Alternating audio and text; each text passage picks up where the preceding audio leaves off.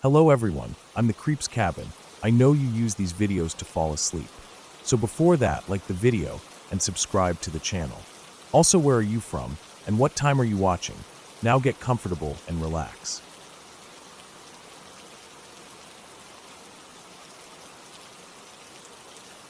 I had been looking forward to that weekend for weeks.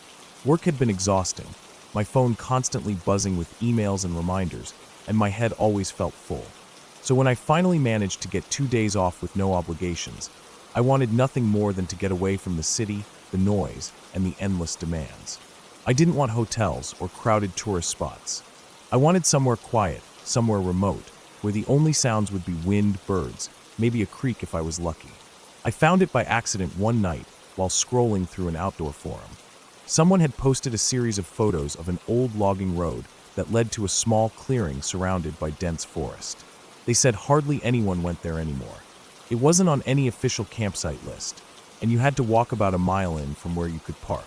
The pictures showed tall pines leaning over a mossy forest floor, with a small patch of flat grass where a tent could go. No cell service, no running water, no neighbors. It was perfect. I packed light, tent, sleeping bag, a small stove, water filter, some dehydrated meals, and a few snacks. I had my sturdy hiking boots, a flashlight with extra batteries, a knife, and my old compass, though I planned to stick close to the clearing. I left just after sunrise, the sky a pale blue with thin clouds drifting slowly across it. The drive took me nearly 3 hours, most of it on quiet rural roads where the houses were far apart and the fields stretched out wide. When I finally turned off onto the narrow dirt road, I slowed down, scanning for the pull-off spot mentioned in the forum. I found it after a few minutes, a small opening barely big enough for one car, tucked behind some overgrown brush. I pulled in, shut off the engine, and stepped out. The air smelled different here, cleaner, sharper. I could hear the faint rustle of leaves, even though there wasn't much wind.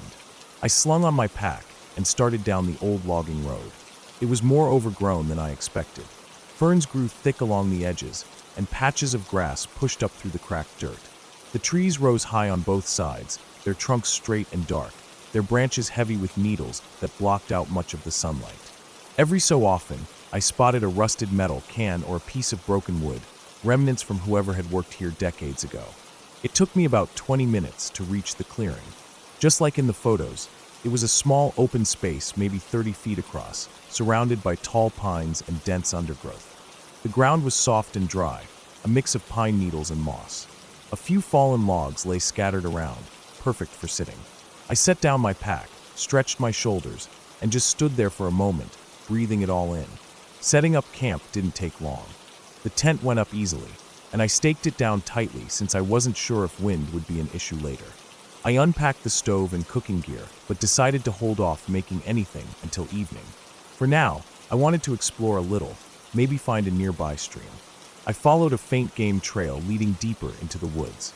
The forest floor here was uneven, with shallow dips and rises covered in roots. A few birds flitted between branches above me, their wings making quick, sharp noises in the stillness.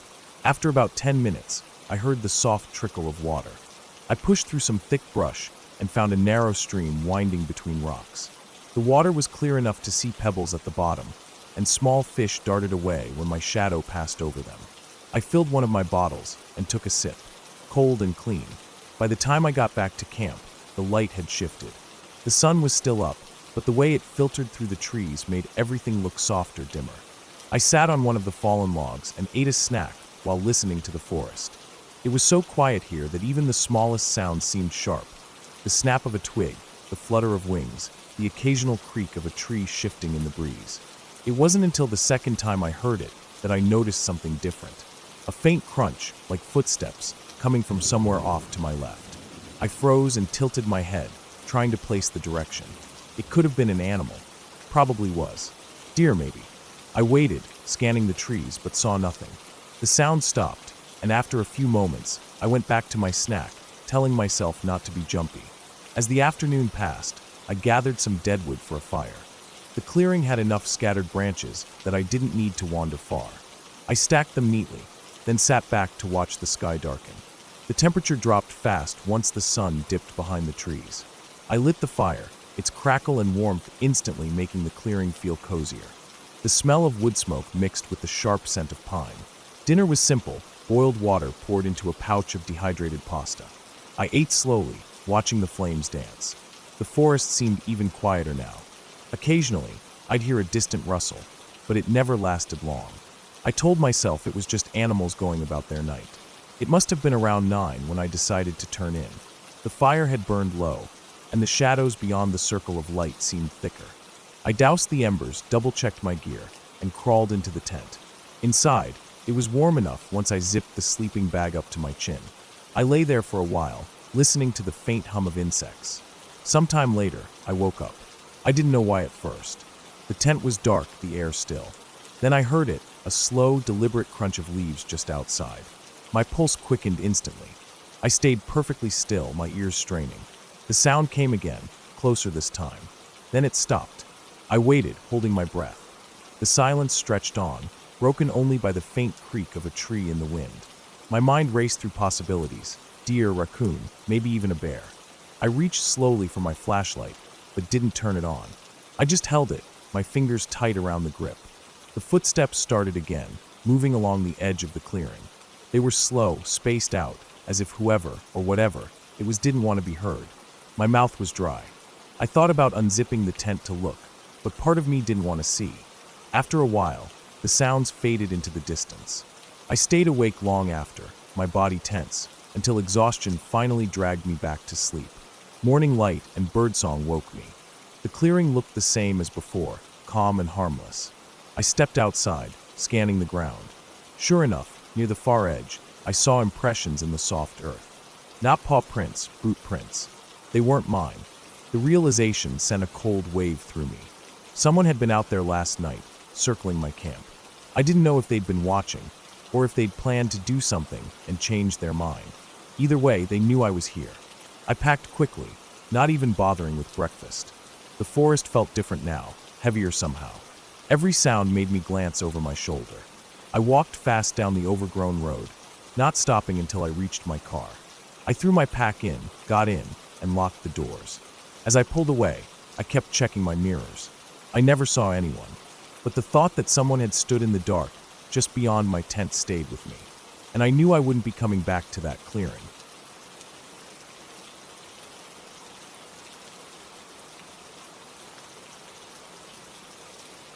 It had been months since I'd taken any real time for myself, so when I finally had a few days off, I decided to get away from the noise of the city. I didn't want a resort or a crowded trail. I wanted somewhere quiet, somewhere out of the way. I found a listing online for a small cabin near a lake, deep in the hills. It was far from the highway, reachable only by a narrow dirt road that wound through thick pine forest. The pictures showed a single-story wooden cabin with a front porch, a small dock stretching out into still water, and not much else. It looked perfect. I arrived in the late afternoon. The dirt road had been rough, with ruts deep enough to jolt the car hard every time I hit them. The trees were dense on either side, their branches hanging low. It was quiet enough that I noticed every crunch of gravel under my tires. When I finally pulled up in front of the cabin, I stepped out and just stood there for a moment, listening. No cars, no voices, no hum of power lines, just the faint sound of wind in the trees and the occasional creak of wood from the dock shifting in the water. The air smelled like damp pine and lake water. Inside, the cabin was simple: a small kitchen, a main room with a couch and wood stove, and a bedroom in the back. The place was clean but old, scuffed wooden floors, faded curtains, a few dents in the metal stove door. I unpacked slowly, not in any rush. The sun was low by the time I walked down to the dock. The water was so still it looked like glass. I sat there for a while, just watching the light fade and the sky turn a deep blue. By nightfall, the temperature dropped sharply. I lit a fire in the stove and heated a simple meal. The sound of the fire was steady and comforting, but after a while, I noticed how loud the silence outside felt. Every time the fire popped, I became aware that there was nothing else making noise. Not crickets, not frogs, nothing. I chalked it up to the time of year, maybe too cold for them, but it still felt strange. I went to bed early, reading for a bit before turning off the small lamp by the bed. The darkness outside the window was absolute. The first night passed without incident, though I woke several times, not sure why. Each time I lay there listening, the silence pressed against my ears. By morning, I convinced myself it was just the change in environment. I spent the day hiking along the edge of the lake, staying within sight of the cabin. The shore curved in such a way that beyond a certain point, the cabin disappeared from view, replaced by dense trees and steep slopes leading down to the water. I kept noticing patches where the ground was soft and disturbed, as if something had been walking there repeatedly. Deer tracks, I assumed. That evening, I started a fire again and sat outside on the porch. The light was dim, and the forest seemed darker than the night before. The stillness was the same, no wind, no animal calls. I stayed out until it was almost fully dark, then went inside.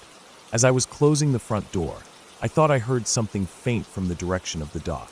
Not a splash, but a dull thud, like wood shifting under weight. I froze for a second, listening hard. Nothing followed.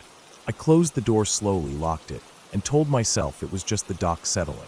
The second night, I woke around 2 in the morning. This time, I knew why. I'd heard something. A sharp crack, like a branch snapping. I sat up, heart pounding, and waited. After a few moments, I heard it again, farther off but still distinct. I told myself it was probably an animal moving through the trees, but I couldn't shake the feeling it was deliberate, spaced out, like someone walking slowly.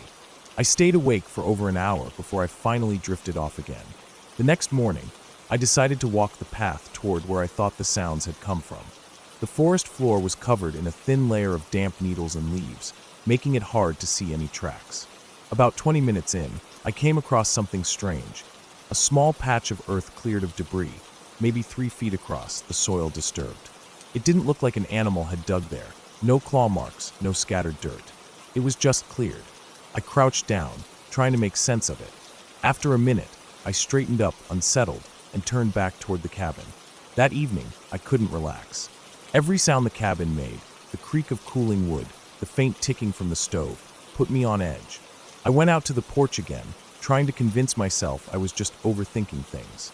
The lake was a flat, dark expanse, reflecting only the faint glow of the sky. I stared at it for a long time before I noticed something. Far down the shore, where the trees came almost to the water's edge, there was a pale shape. At first I thought it was a rock catching the last bit of light, but then it moved slightly. Not toward me, not away, just a small shift, like weight adjusting. I blinked hard, and in the next moment, it was gone. That night, sleep came in short bursts. Sometime after midnight, I heard that same crack of a branch, this time closer than before. I stayed completely still, listening. A few seconds later, another crack, even closer. The steps were slow, deliberate. My mouth went dry. I strained to hear if it was coming from the forest side or the lake side, but the sound seemed to drift, as if it could be either. After what felt like forever, the sound stopped. I didn't sleep for the rest of the night. By morning, I'd made up my mind to leave a day early. I started packing slowly, trying not to let my own tension make me rush. Around mid-morning, I decided to walk down to the dock one last time. The air was colder than usual, and a thin mist was hanging low over the water. The boards of the dock were slick under my shoes. I walked to the end, looking out at the gray water. That's when I noticed fresh mud smeared across one of the boards, mud with the clear impression of a bare foot. It wasn't mine. It was too wide, the toes spread oddly. My stomach dropped. I backed away from the edge, scanning the shore. The mist was thick enough that I couldn't see far. I went straight back to the cabin, locked the door, and finished packing. Every few minutes, I'd glance out the window toward the lake. Once, I thought I saw movement in the trees, but it was too quick to tell. The feeling of being watched was constant. My car was parked just a few feet from the front steps, and I kept rehearsing in my head how I'd grab my bag, get the door open, and drive out without looking back. When I finally stepped outside with my bag, the air was still. I moved fast, unlocked the car, and tossed my things inside. Just as I was reaching for the driver's side door, I heard it, a branch cracking close, somewhere behind the cabin. I didn't look. I got in, started the engine, and pulled out onto the dirt road, tires spitting gravel. I didn't slow down until I hit the highway, and even then, I kept checking the mirror. I never saw a person. I never saw an animal clearly. But I know what I heard, and I know what I saw on that dock. Whatever had been out there, it had been close. Too close. And it had been watching. I haven't gone back to that lake, and I don't plan to. Some places are better left alone.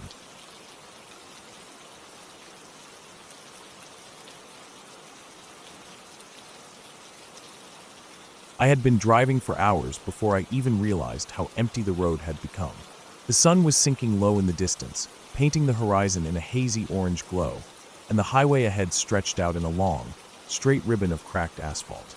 My phone had been without service for the past 40 minutes, and the radio was only giving off static, so the only sound in the car was the low hum of the engine and the occasional creak from the dashboard whenever I hit a bump. It had been a spur-of-the-moment trip. I told myself I wanted some space, some time away from the noise of the city, but really I just needed to get out of my apartment for a few days. I'd booked a cheap rental cabin I'd found online, tucked away somewhere in the hills, about a 7-hour drive from where I lived. The listing said it was peaceful, quiet, and perfect for those looking to disconnect, which sounded good in theory, but right then, watching the sun fall behind the mountains, I was starting to realize how far away from everything it really was. The GPS screen was frozen on the last point it had managed to load before losing connection. The blue line stopped about 30 miles back, so I was going off memory now, trying to recall the written directions the host had emailed me. It was something about a turnoff near an old gas station, then a gravel road winding up through the trees. I kept glancing at the mile markers, but there were fewer and fewer of them, and the last green highway sign I'd seen had been bent and rusted so badly I couldn't even make out the letters. I told myself I'd find the turn soon enough, but the fuel gauge was starting to drop closer to a quarter tank, and the nearest town I'd passed was at least an hour back. By the time I spotted the turn, it was nearly dark. The old gas station was nothing but a boarded-up building with the faded outlines of letters still clinging to the wall where the sign used to be. The gravel road started just past it, barely wide enough for one car, with deep ruts worn into the dirt from years of rain. The trees rose up on both sides, tall and close together, their branches arching overhead like a tunnel. As soon as I turned onto it, the air felt different, cooler, heavier, like the forest was swallowing the daylight faster than the rest of the world. The drive up took longer than I expected. The gravel road wound and twisted, and in some places it narrowed so much that I could feel branches scraping lightly against the sides of the car. I kept my headlights on high beam, but the light only reached so far before the darkness ate it up. I started to notice how quiet it was, too. Even with my windows up, I realized I couldn't hear any crickets, no rustling leaves, no distant hum of traffic. Just my tires crunching over rock and dirt, and the steady thump of my own heartbeat. When I finally saw the cabin, it was almost a relief. It sat back from the road, surrounded by thick trees on 3 sides, with a small clearing in front that served as a driveway. The building was single-story, wood-paneled, with a narrow porch running along the front and 2 small windows glowing faintly from inside. I pulled up, killed the engine, and just sat there for a moment, listening to the ticking sound of the metal cooling. The night felt thicker here, the kind of black where you can't see more than a few feet beyond the reach of your headlights. Inside, the cabin was plain but comfortable enough. There was a small kitchen with an electric stove, a table for 2, and a sitting area with an old sofa facing a wood-burning stove. The bedroom was just big enough for a double bed, and the bathroom had a shower with rust stains around the drain. I set my bag down, found the light switches, and double-checked the locks on the doors and windows. The host had left a note on the counter with a few rules: don't leave food outside, keep the porch light off at night to save electricity, and a warning about local wildlife, without getting into details. By the time I unpacked and microwaved something for dinner, it was fully dark outside. The windows reflected the warm light from inside, so I couldn't see anything past the glass. I didn't feel tired yet, so I stepped out onto the porch to get some fresh air. The clearing looked different now. The trees were just black outlines, their tops swaying slightly in a wind I couldn't feel on the porch. The air smelled damp, like soil and wet leaves, and I noticed how easily sound seemed to die here. Even my own breathing felt like it was being absorbed by the dark. That's when I first heard it, a faint crunch of gravel somewhere down the road. It was soft, but sharp enough to stand out against the silence. I froze, my eyes straining to see past the clearing. The sound came again, slow, deliberate steps, not the random scatter of an animal. I thought about calling out, but the quiet felt so heavy that speaking seemed wrong, like it would carry too far and draw something closer. I stepped back inside, locked the door, and told myself it was probably just an animal passing through. I kept glancing at the window while I cleaned up the dishes. At one point, I thought I saw movement in the clearing, a darker shape against the dark, but it was gone before I could focus on it. I shut the curtains and tried to distract myself, but my ears kept searching for sounds. Every creak in the wood, every faint shift of the wind, made me tense. Eventually, I went to bed, though I left the lamp on in the bedroom. Sometime in the night, I woke up. I didn't know what time it was. My phone was still dead, and I hadn't bothered to wind the old clock on the wall. At first I couldn't tell why I was awake, but then I heard it again. Not the crunch of gravel this time, but the slow, steady snap of twigs somewhere just beyond the cabin walls. My skin prickled. I lay completely still, my breath shallow, listening as the sound moved around the side of the cabin, pausing every few steps. The steps reached the front porch. The boards groaned faintly under the weight. Whoever, or whatever, it was stood there for a moment, then I heard the soft metallic rattle of the doorknob being tested. Just once. Slow. Deliberate. I stayed frozen in bed, my hands gripping the blanket, feeling every beat of my pulse in my throat. After what felt like forever, the sound moved away, fading into the distance until there was nothing but silence again.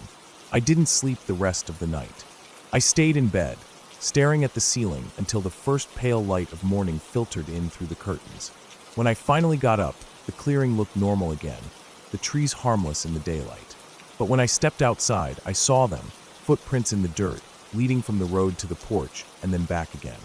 They weren't boot prints exactly, but they were human-shaped, large, and deep enough to show that whoever had made them was heavy. I thought about leaving right then, but I told myself it had probably just been some local passing through. Maybe a hunter, maybe someone lost. Still, I couldn't shake the feeling of being watched. All day, I found myself glancing at the tree line, expecting to see movement. I stayed close to the cabin, not wanting to wander too far from the safety of the walls. That night, I kept every light in the cabin on.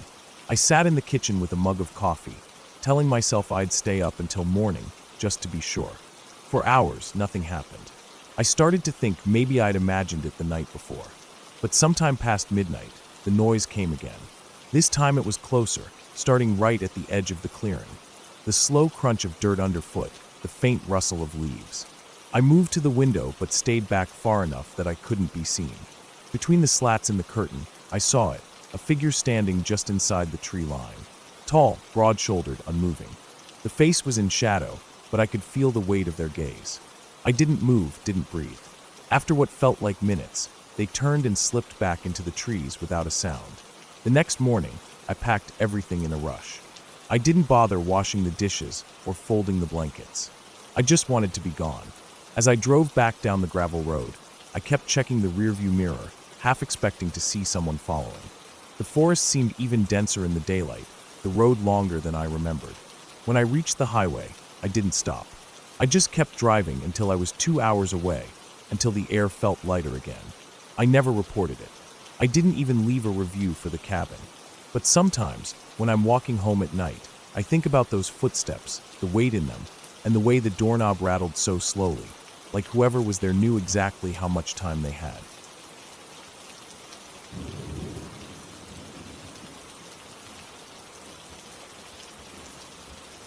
I had been driving for hours when the road turned into something that felt more like a forgotten path than a highway. The asphalt was cracked, weeds pushing through in long green blades, and every so often a pothole jarred the steering wheel in my hands. It was late afternoon, the sky still bright, but with that dull haze that meant sunset would come quicker than I expected. I was on my way to a small cabin I'd rented for a weekend, somewhere far from the noise of the city. The idea had been to escape, to get away from screens, calls, and the constant press of people. I'd wanted silence. I had no idea how heavy silence could feel when you were truly alone. The GPS had already lost its signal an hour back, and the last turn I'd taken was based on a half-remembered screenshot of directions. The further I drove, the less it looked like a road anyone used regularly. Trees crowded in close, their branches sometimes hanging low enough to scrape the top of the car. Every time I glanced in the rearview mirror, I saw nothing but a ribbon of cracked pavement fading into green. No cars, no signs, just me. The cabin was supposed to be another 3 miles past an old wooden bridge, but when I reached it, I slowed down to a crawl. The bridge looked ancient, its planks worn gray and warped, the kind of wood that had been left to weather for decades.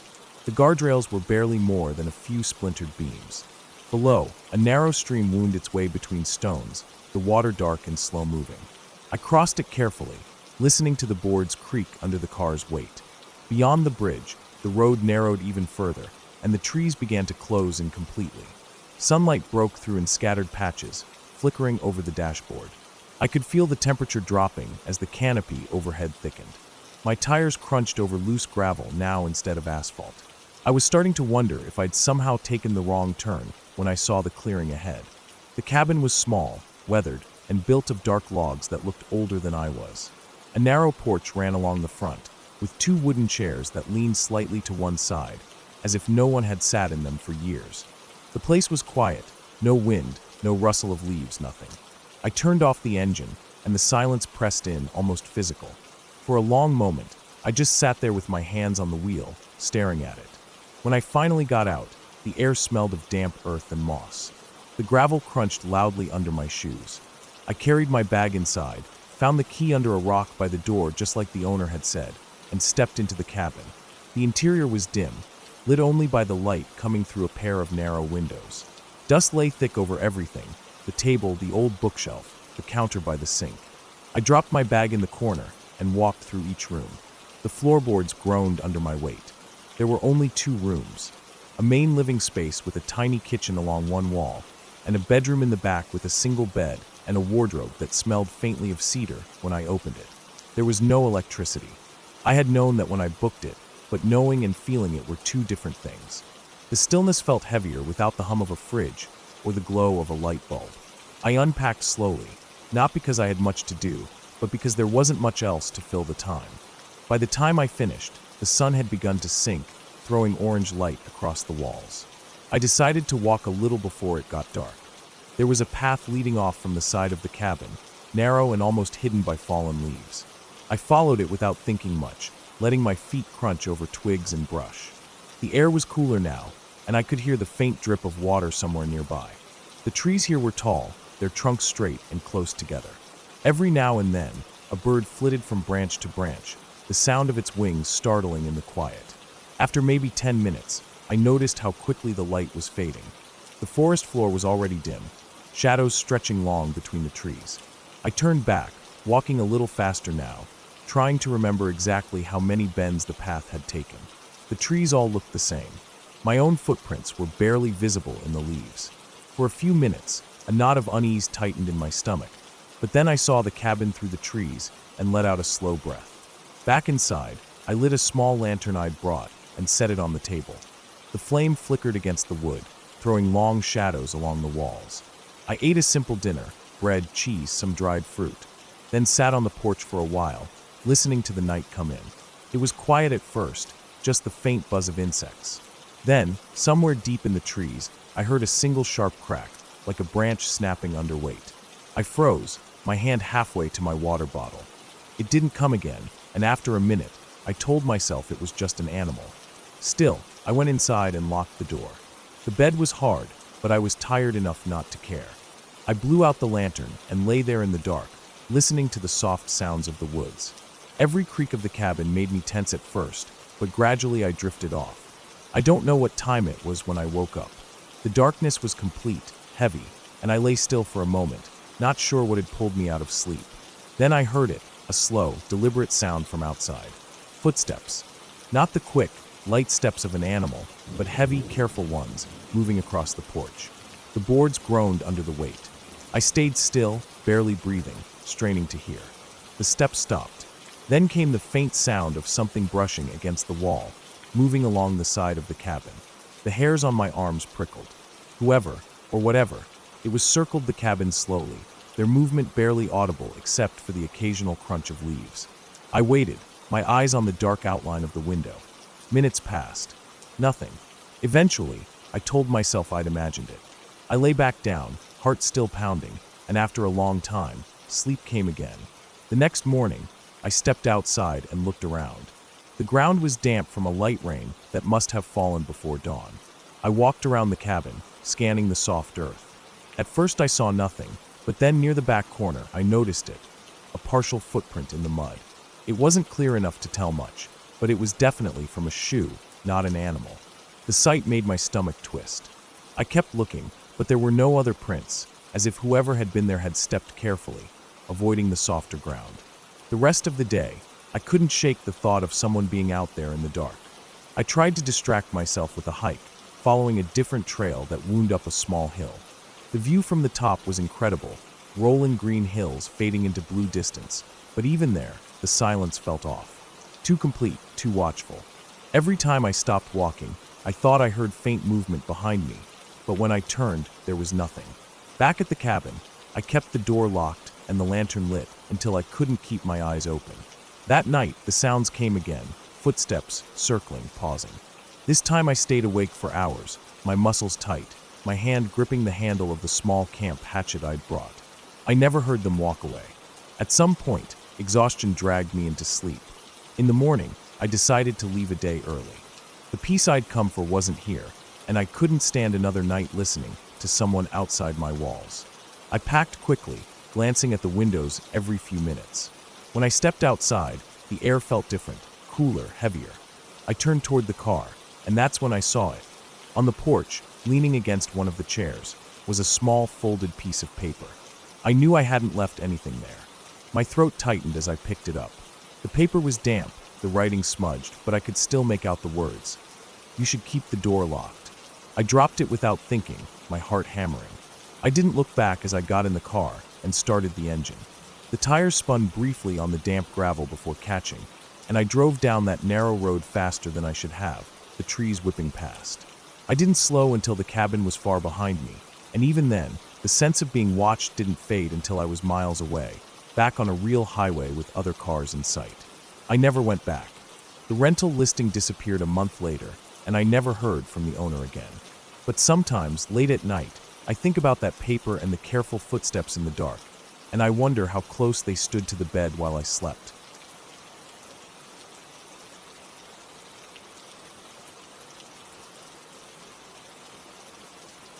It was just after 11 at night when I left the small town I had been visiting for work. I had stayed later than I planned, catching up on paperwork in my car outside a diner because I needed their Wi-Fi before heading home. The road back was one I had driven a few times before, but never this late at night. It was a long two-lane highway that cut through miles of empty farmland and thick forest, with no streetlights and hardly any traffic. In the day, it was a pretty drive, open skies and tall green trees. At night, it was nothing but darkness swallowing the edges of my headlights. The air was warm and still, the kind of summer night where you can hear every sound outside. I rolled the window halfway down because my AC wasn't working properly, letting in the smell of pine and the occasional whiff of hot asphalt. My car was old, too old probably. I had been meaning to replace it, but life always had other expenses. It rattled on bumps, the engine made a faint ticking sound that I tried to ignore, and the gas gauge needle had a habit of sticking. About 40 minutes into the drive, I was in one of the loneliest stretches of the road. Forest pressed in close on both sides, tall pines leaning like they were trying to block out the sky. My headlights caught the white of the painted lane lines ahead, but beyond that there was just pitch black. I hadn't passed another car in over 15 minutes. My radio had been cutting in and out since I left town, so I shut it off and let the hum of the tires be the only sound. It happened without warning. A sudden, loud clunk from under the hood, followed by a sputter. My dashboard lights flickered, the engine coughed, and then I lost power. I managed to steer to the side of the road before the car rolled to a complete stop. The engine was dead silent. Only the dim light of my hazard blinkers lit the darkness around me in a slow, orange pulse. I sat there for a moment, hands still on the wheel, my eyes adjusting to the idea that I was alone in a dead car in the middle of nowhere. I tried the ignition again, but the key just turned uselessly, the starter clicking without catching. I pulled out my phone, but the screen showed 0 bars of signal. I held it up toward the windshield, toward the side window, even stepped out of the car to see if I could catch a flicker of service, but there was nothing. Just that oppressive wall of forest, and the smell of cooling engine metal. I thought about waiting for another car to pass, but I had no idea how long that would take. I could sit there for an hour or more, maybe longer. The nearest town in the direction I'd come from was at least 15 miles back, but I knew there was a small service station about 7 miles ahead. 7 miles wasn't short, but I'd walked farther before. I grabbed my backpack from the passenger seat, stuffed in my water bottle and flashlight, and locked the car. The hazard lights kept blinking behind me as I started walking along the shoulder. The road felt different on foot. The darkness seemed heavier, the silence deeper. My flashlight beam lit a narrow cone ahead of me, showing the edge of the road, the white painted line, and the first row of tree trunks. The forest floor was a tangle of roots, brush, and shadows that seemed to shift when I looked too long. Every few steps, I'd glance over my shoulder, but the road behind me was empty, my car's blinkers now just tiny flashes in the distance. After about 10 minutes, I heard it for the first time. A faint rustle from the trees to my right, the sound of something moving through undergrowth. I stopped walking and turned my light toward the sound, but the beam only showed the nearest trees. The noise had stopped too. I told myself it was probably a deer or a raccoon. Out here, animals were everywhere. Still, I felt a prickle at the back of my neck. I started walking again, my pace a little quicker now. A few minutes later, I heard it again, this time on my left. Leaves shifting, a branch snapping. I turned fast, sweeping the flashlight across the tree line, but again saw nothing. The air seemed warmer now, or maybe it was just my body tensing. I took a deep breath, trying to calm my heartbeat, but my ears were tuned to every sound. My own footsteps on the gravel shoulder were too loud. Every step I took seemed to echo. The third time I heard it, there was no mistaking it, it was following me. The sound stayed parallel to my steps, maybe 30 feet inside the trees. I couldn't see anything, but I could hear the steady rhythm of movement. Brush being pushed aside, twigs snapping under weight. Not light, delicate steps like a rabbit. Heavier, more deliberate. I tried to keep my pace steady, not wanting to show that I'd noticed, but my breathing was louder now. I kept telling myself it was probably just a curious animal keeping its distance. But animals usually darted off when they realized a human was near. This kept pace with me. I switched the flashlight to my left hand so my right was free, curling it into a fist. The thought of someone being out here, moving through the woods at night, was worse than the thought of an animal. People had bad reasons for lurking in the dark. Another mile passed, maybe two. I could feel sweat running down my back, my shirt sticking to me. The movement in the trees never stopped for long. Sometimes it shifted closer, sometimes farther away, but always there. My water bottle felt heavy in my backpack. I didn't want to stop to take it out. I didn't want to stand still long enough for whatever it was to close the gap. At one point, I thought I saw something, a shape between the trees tall, just at the edge of my light.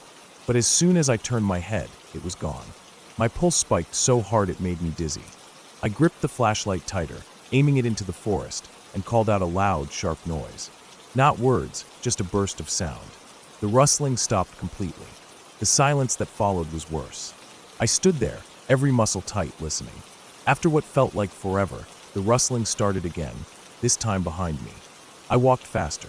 My feet were hitting the ground harder, gravel crunching with each step. I could see a faint glow far ahead. Maybe the service station's lights, or just my mind making shapes out of the dark. My calves were starting to ache, but adrenaline kept me going. I didn't dare run yet. Running meant I was prey.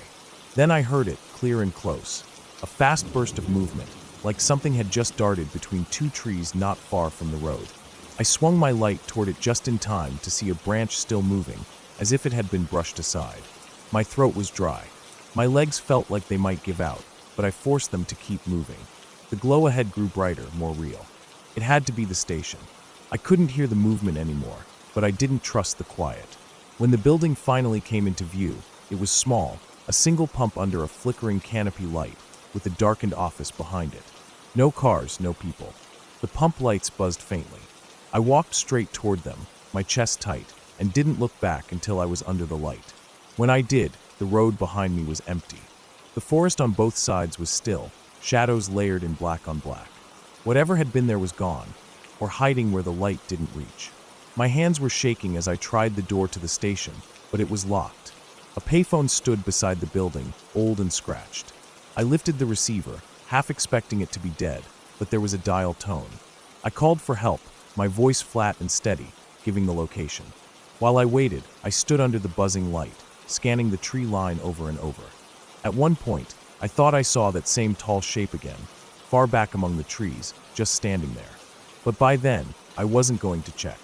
I stayed in the light until headlights finally appeared down the road, and a tow truck pulled in. Only when I was inside did I let myself exhale, the tension loosening enough for my hands to stop trembling. Whatever had followed me never stepped out of the trees. But it had kept pace with me for nearly 7 miles, and in all that time, I never heard it retreat. Even now, thinking about it, I wonder how long it stood there after I was gone, watching the empty road.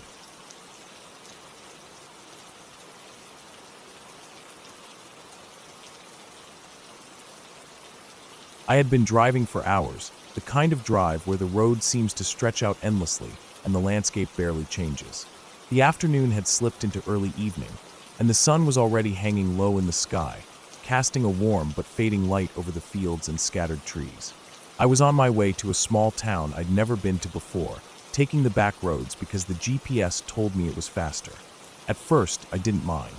I liked quiet roads, the absence of heavy traffic, the feeling of having the world to myself. But as the miles rolled by, the towns and gas stations became less frequent, and soon I realized I hadn't seen another car in over an hour. The two-lane road wound through stretches of farmland and dense pockets of trees. Sometimes, the land opened up enough for me to see distant hills, but more often, it was just me and the car surrounded by green walls. The further I went, the fewer signs I saw. Not even the usual ones warning about sharp turns or deer crossings. Just the road, cracked in some places, patched in others. The air outside looked still, like even the wind didn't bother with this place. By the time the sun dropped closer to the horizon, I felt the first pinch of unease. It wasn't fear, not yet. More like that feeling you get when you realize you're farther from familiar ground than you thought. I kept telling myself there was no reason to worry. I had gas, my phone had signal the last time I checked, and the road had to lead somewhere eventually. But the trees seemed to grow thicker the further I went, their shadows stretching long across the asphalt. An hour later, the sky had darkened into that deep blue that comes just before night fully takes over. I flicked on my headlights. The beams cut through the dark, catching the glint of reflective eyes from some animal on the side of the road before it darted into the brush. I kept my speed steady, not too fast, not too slow, trying to ignore the growing sense of isolation. My phone sat on the passenger seat, the screen dark. I pressed the button to check the GPS again, but the spinning circle told me what I already feared, no signal. It was around then that I saw the first sign in a long time. It was old wooden, leaning slightly to one side. The paint faded almost to nothing. The only thing I could make out was a barely visible arrow pointing straight ahead. No town name, no numbers, just the arrow. I thought about stopping to look at it more closely, but decided against it. Stopping here felt wrong somehow. The road narrowed slightly, and the trees pressed in even closer, their branches hanging overhead like a tangled canopy. My high beams caught bits of mist starting to form along the edges of the asphalt, the kind that seems to rise from the ground in thin wisps. I hadn't realized how quickly the temperature had dropped until I noticed a thin layer of condensation starting to form on the inside of my windshield. I switched on the defrost and kept going. After a while, I noticed something strange. The road had been mostly straight for miles, but now it was bending and curving in ways it hadn't before. The curves were sharp enough that I had to slow down considerably, each turn revealing more of the same: trees, mist, and blacktop disappearing into the dark. I checked the clock on the dashboard. It was later than I thought, well past 8, and still no sign of a town. That's when I saw the car. It was parked on the shoulder up ahead, facing the same direction I was going. Its hazard lights were flashing slowly, a dull amber against the surrounding darkness. I eased off the gas as I got closer, scanning for any movement inside. The car looked old, maybe from the 90s, the paint a dull gray or silver. The windows were dark, and I couldn't see anyone in the driver's seat. I slowed to a crawl as I passed, glancing out my side window. The inside was empty, at least from what I could see, but the driver's side door was slightly ajar. Not wide open, just cracked enough to notice. There was no one standing nearby, no sign of anyone walking along the road. My instinct told me to keep going, so I did. But as I checked my rearview mirror, I thought I saw movement near the car, like a shadow shifting. I blinked and it was gone. The next few miles felt longer than they should have.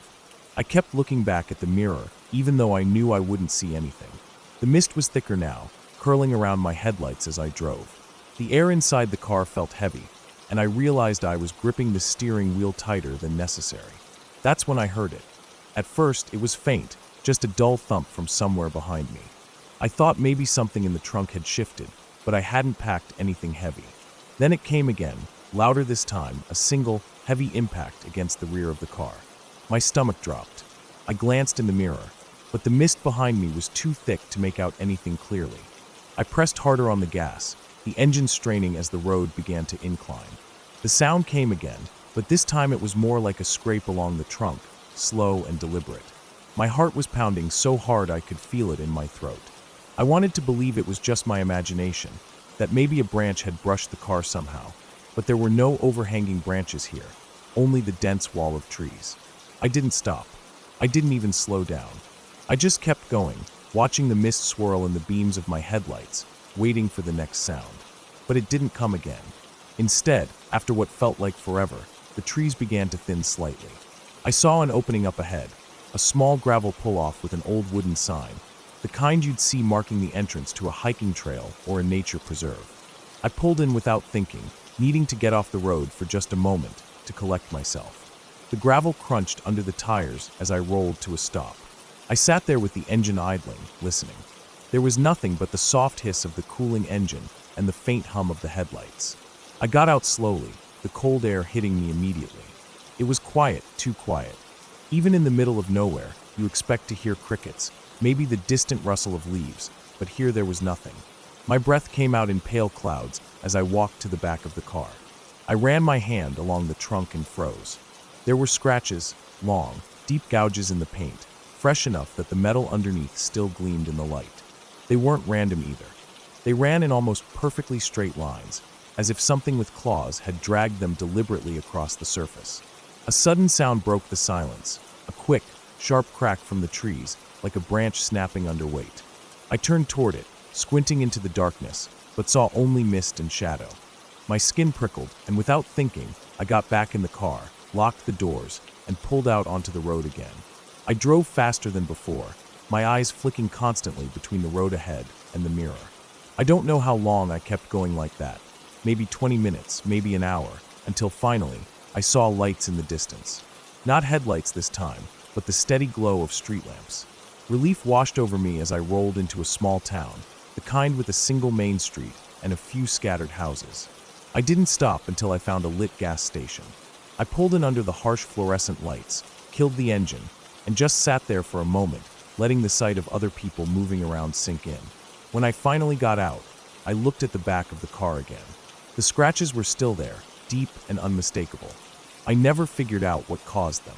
I didn't see anything else on the road that night, and no one at the gas station mentioned anything unusual. But the feeling of being followed stayed with me long after I left that town, like whatever had been out there hadn't stopped when I reached the lights. It had just decided to wait for another time.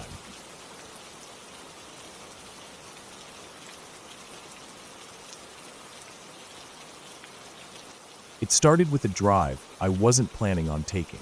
I had been out running errands in town, just a normal day, but a road closure forced me to take a back route I'd never driven before. It wound through farmland, then dipped into a stretch of forest that seemed to go on far longer than I expected.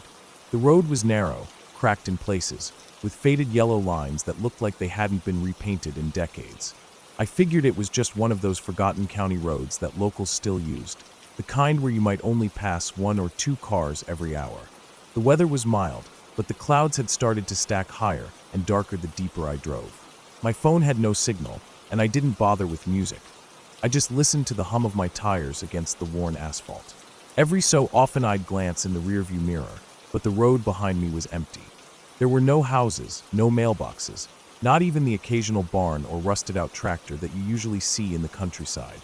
It was just trees, tall, thin pines mixed with thicker oaks, and the occasional break where I could see low hills in the distance. About 20 minutes into this stretch, I came across something strange. On the right side of the road was a rusted metal gate, leaning slightly from age, with a chain wrapped around the posts.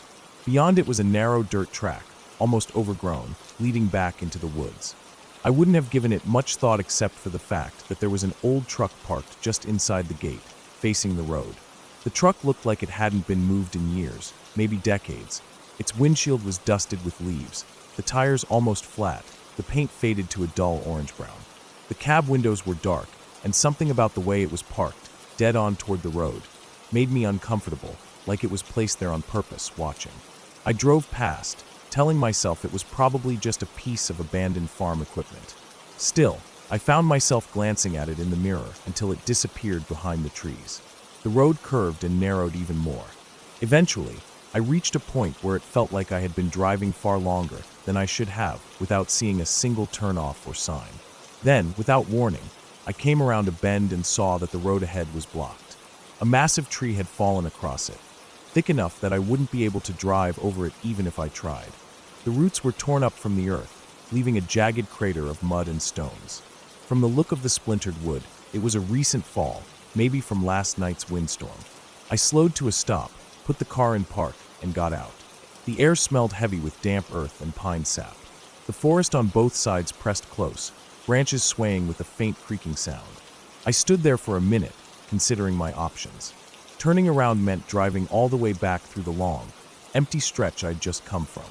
I didn't like the idea of wasting that much time, but there wasn't really another choice. I got back into the car and started heading back. I passed the same landmarks, the curves in the road, the thick clusters of trees, the patches where sunlight broke through. I realized that I'd been so focused on the drive earlier that I hadn't really been paying attention to distance. But now it seemed like the road was longer than before. I drove for what felt like 15 minutes without passing the rusted truck again. I began to think maybe I'd missed it. Maybe the gate had been deeper into the woods than I remembered. Eventually, I spotted it. The gate looked exactly the same, tilted, chained shut, but the truck was different. It wasn't facing the road anymore. It was turned slightly, angled toward the dirt track, as if it had been moved. My stomach tightened. That truck had looked frozen in place when I passed before. The tires had been half buried in dirt and leaves. Moving it would have taken time, noise, effort, and I hadn't heard a thing. I didn't slow down this time. I kept my eyes forward, the hair prickling on the back of my neck. My mind was already spinning through explanations. Maybe someone had come by to check on it. Maybe there was another path leading to the road that I hadn't seen. Still, unease sat in my chest like a weight. A few miles later, I realized something was wrong. I should have been close to the highway by now, but the road just kept going, twisting through the same endless wall of trees. The light had changed too. It was dimmer, more shadowed, as if the clouds had thickened overhead. I slowed down, scanning for any landmark or sign, but there was nothing. No intersecting roads, no driveways, no poles or wires. Just forest. It hit me that I hadn't passed a single other vehicle since turning around. No trucks, no farm cars, nothing. I felt a faint pull of anxiety in my gut. I told myself I just needed to keep going, that eventually I'd hit a main road. But the longer I drove, the more I noticed how quiet it was. Not peaceful quiet, but heavy, expectant quiet, the kind where even the wind seems to have stopped. Then, far ahead, I saw movement. A figure stepped onto the road from the trees on the right. I couldn't make out much detail at first, just a shape, upright, maybe a person, but they didn't seem to be in any hurry. They crossed to the other side and disappeared into the trees without looking my way.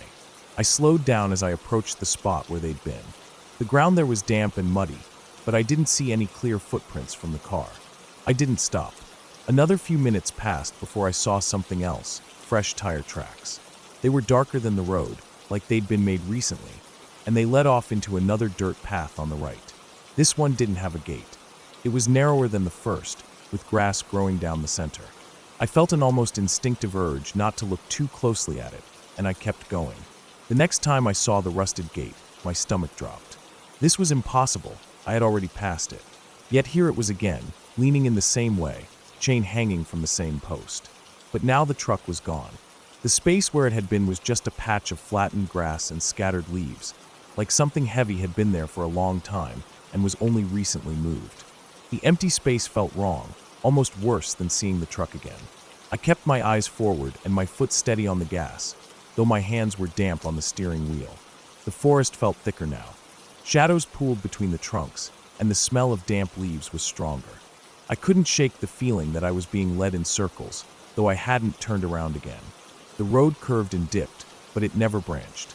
My phone still had no signal, and the fuel gauge was edging lower. That's when I started thinking about what would happen if I ran out of gas out here. A while later, I saw something lying in the road ahead. It was small, maybe the size of a backpack. As I got closer, I saw it was a bundle of rags, damp and stained with something dark.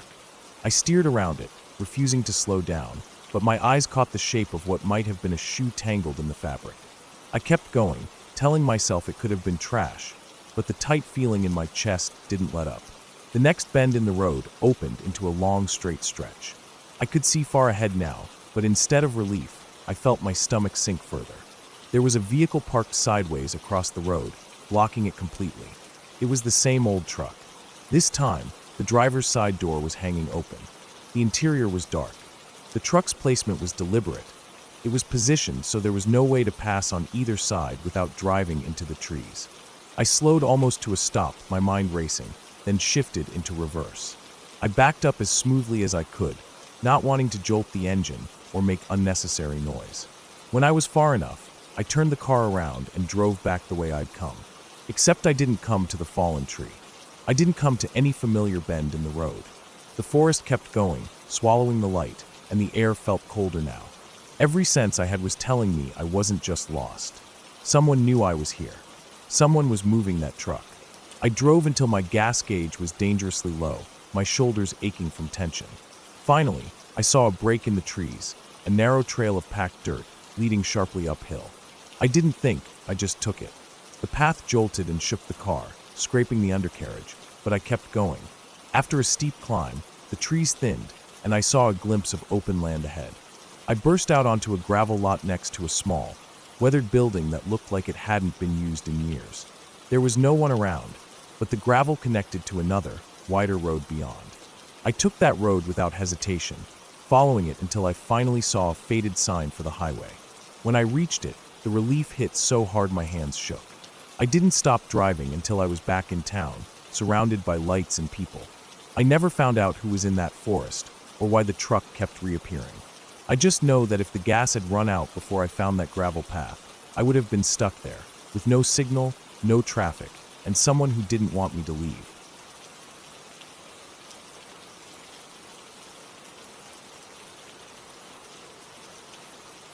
It was late summer when I decided to take a few days off from work and drive up north to spend some time by myself in a small cabin I had rented. The cabin sat at the edge of a thick forest, miles away from the nearest town. I'd been feeling burnt out and thought a little isolation would help me recharge. I liked the idea of not hearing traffic, not seeing people, and just being surrounded by the sounds of nature. The pictures online had shown a modest wooden cabin with a small porch, a single bedroom, and a fire pit out back. The owner had mentioned that there was no cell service, but there was a landline in case of emergencies. That didn't bother me.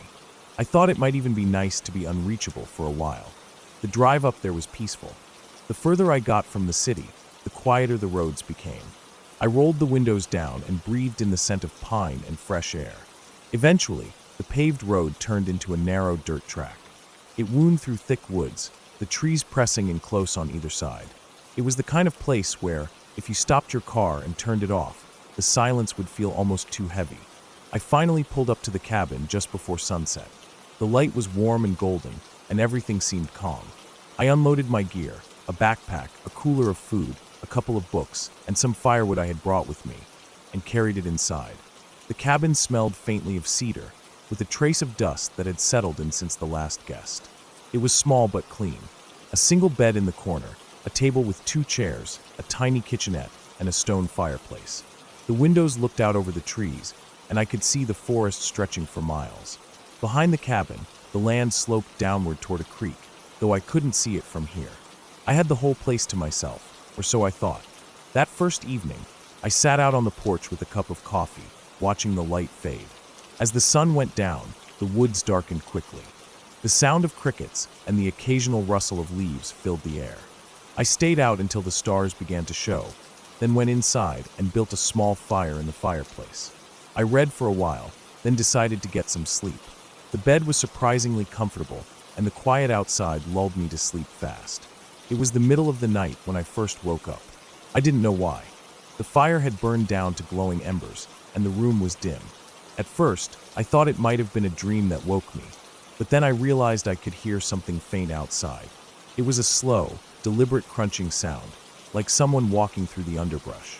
I lay there, holding my breath, straining to hear. It could have been an animal, deer maybe, but there was something about the rhythm of the steps that felt wrong. They weren't quick, erratic movements like an animal would make. These sounded measured, heavy, and spaced out. I stayed perfectly still, listening, until the sound faded away. After a few minutes, I convinced myself it was nothing and eventually drifted back to sleep. The next day was uneventful. I hiked a short trail near the cabin, cooked breakfast, and spent the afternoon reading. I didn't see anyone, which was exactly what I wanted. In the evening, I sat by the fire pit behind the cabin, watching the flames dance and the shadows flicker on the trees. The forest felt different after dark, heavier, more closed in. The sound seemed louder, and every movement in the trees caught my attention. At one point, I thought I saw something move between the trunks, but when I stared at the spot, I saw nothing. I told myself it was just my eyes playing tricks on me in the firelight. That night, I went to bed earlier. Sometime after midnight, I woke again. This time, I was sure I heard something. The crunch of leaves, closer than before. I slowly sat up in bed, my heartbeat picking up. The steps were coming from the back of the cabin, toward the tree-line. I tried to convince myself it was an animal again, but the sound stopped suddenly like whoever, or whatever, it was had realized they were being heard. I stayed awake for over an hour, staring at the ceiling, listening for any sign of movement. Eventually, I heard it again, but not walking this time. It was the faint sound of something brushing against the cabin wall. A slow, dragging sound. I swallowed hard and told myself it had to be a branch swaying in the wind. But when I looked toward the window, I noticed there was no wind. The trees outside were still. The sound stopped, and the silence that followed felt thick and suffocating. Morning light brought a false sense of relief. I got up, went outside, and circled the cabin. In the dirt near the back wall, I found something that made me stop cold. A single boot print. Not mine. It was larger, wider, and had a distinct tread pattern. It looked fresh, the edges still sharp. I crouched down, staring at it, my stomach tightening. There shouldn't have been anyone out here. The cabin was miles from the nearest house, and the only road in was the one I'd driven on. I looked around, but saw no other tracks. The rest of the day, I couldn't shake the feeling of being watched. Every time I stepped outside, I caught myself glancing toward the trees, scanning for movement. I thought about leaving, but part of me felt like I was overreacting. It could have been a hiker passing through. Still, I kept the door locked and stayed close to the cabin. That night, I made sure the fire in the fireplace was strong before going to bed. I left the lamp on, telling myself it was just to read for a while, but I didn't really open the book. My ears stayed alert, picking up every creak of the wood, every faint rustle outside. Sometime in the early hours, I heard it again, footsteps, slow and deliberate, circling the cabin. This time, they came right up to the porch. The wooden step creaked under the weight of whoever was out there. I froze in bed, barely breathing, my eyes fixed on the door. The steps stopped, and the silence pressed in. I could almost feel the presence of someone just outside, standing still. Then came the faintest sound, the metallic rattle of the door handle being tested. Once, twice. My skin went cold. Whoever it was didn't try to force it. After a long moment, the steps moved away, fading into the darkness. I didn't sleep again that night. In the morning, I checked the porch. The boot print was there again, this time clearer, right in front of the door. I stood there for a long moment, then went back inside and picked up the landline. I tried calling the owner, but the line was dead. I couldn't tell if it was a temporary outage or something else. That was the moment I decided I wasn't staying another night. I packed my things quickly, keeping the door locked until I was ready to leave. I loaded everything into the car, started the engine, and drove down the dirt road as fast as I dared. My eyes kept flicking to the rearview mirror, half expecting to see someone step out onto the road behind me. When I finally reached the main road, I pulled over and sat there for a minute, letting the tension drain from my shoulders. I told myself it was probably nothing, maybe some lost hunter or hiker. But deep down, I knew it wasn't that simple. Those steps, the way they circled the cabin, the way the handle rattled, that was someone testing boundaries, seeing how far they could go. I never went back to that cabin, and I never booked another one in a place so isolated. I still think about it sometimes, lying in bed at night.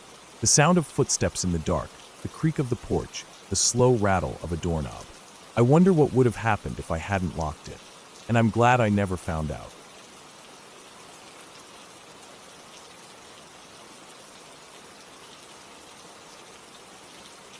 The snow had been falling lightly when I started out that morning. It wasn't the thick, heavy kind that piles up in minutes, just a slow drift of white dust against the bare branches and dark tree trunks. The trail wound through a narrow valley, the mountains on either side climbing sharply into the clouds.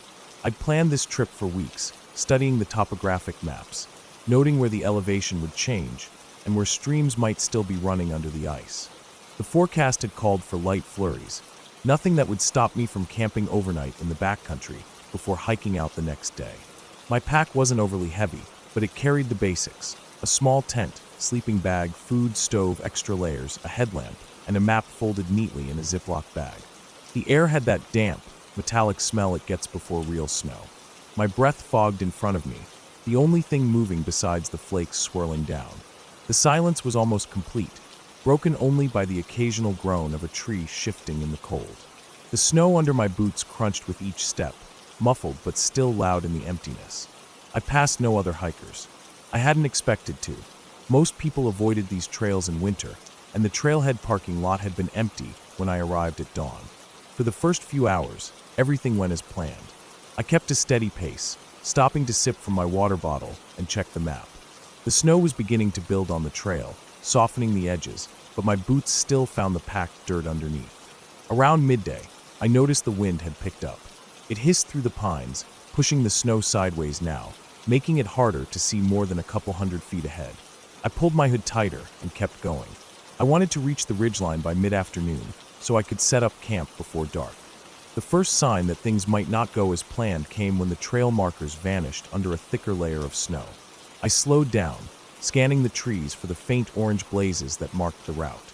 For a while I found them without trouble, but each one took longer to spot than the last. The wind stung my cheeks, and the light had taken on that flat, gray tone that makes it hard to judge distance. By the time I realized I'd lost the trail completely, the snow was falling harder. It came in dense sheets now, swirling in the wind, coating my jacket and pack. The forest looked different from every angle. No clear path, no familiar landmarks. I pulled the map from my pack, trying to match the terrain to the lines and contours printed on the page, but everything around me had blurred into a white sameness. I told myself it was fine, I could backtrack until I found the last marker. But after 20 minutes of retracing my steps, I realized the snow had already filled my footprints. I decided to head uphill.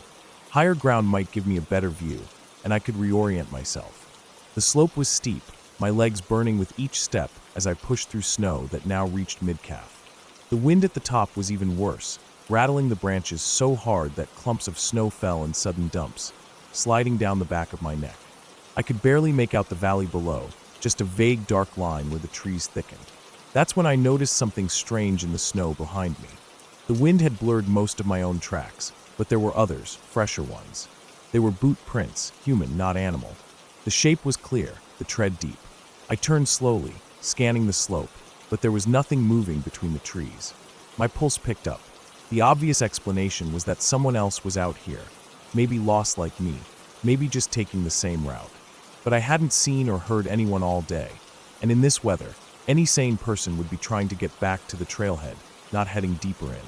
I didn't like the idea of standing still in the open, so I started moving again, angling along the ridge. The snow made every step a slog, and my thighs burned with the effort. Every so often I glanced back, but the prints behind me had already begun to fill with fresh snow. I told myself it was just my imagination, the kind of paranoia that comes when you're tired and cold in an unfamiliar place. But then I saw them again, half an hour later, crossing my own tracks at a diagonal. The light was fading faster than I expected. In the winter, darkness comes on suddenly, the shadows thickening until the trees blur into one solid wall. I knew I wouldn't make it back to the trail before nightfall. My only choice was to set up camp somewhere sheltered and ride out the storm. I found a shallow hollow between two large boulders. The snow already drifted high around them, creating a natural windbreak. My fingers were stiff as I unpacked the tent, fumbling with the poles. The snow kept trying to collapse the fabric as I worked, and my gloves were wet through by the time I crawled inside.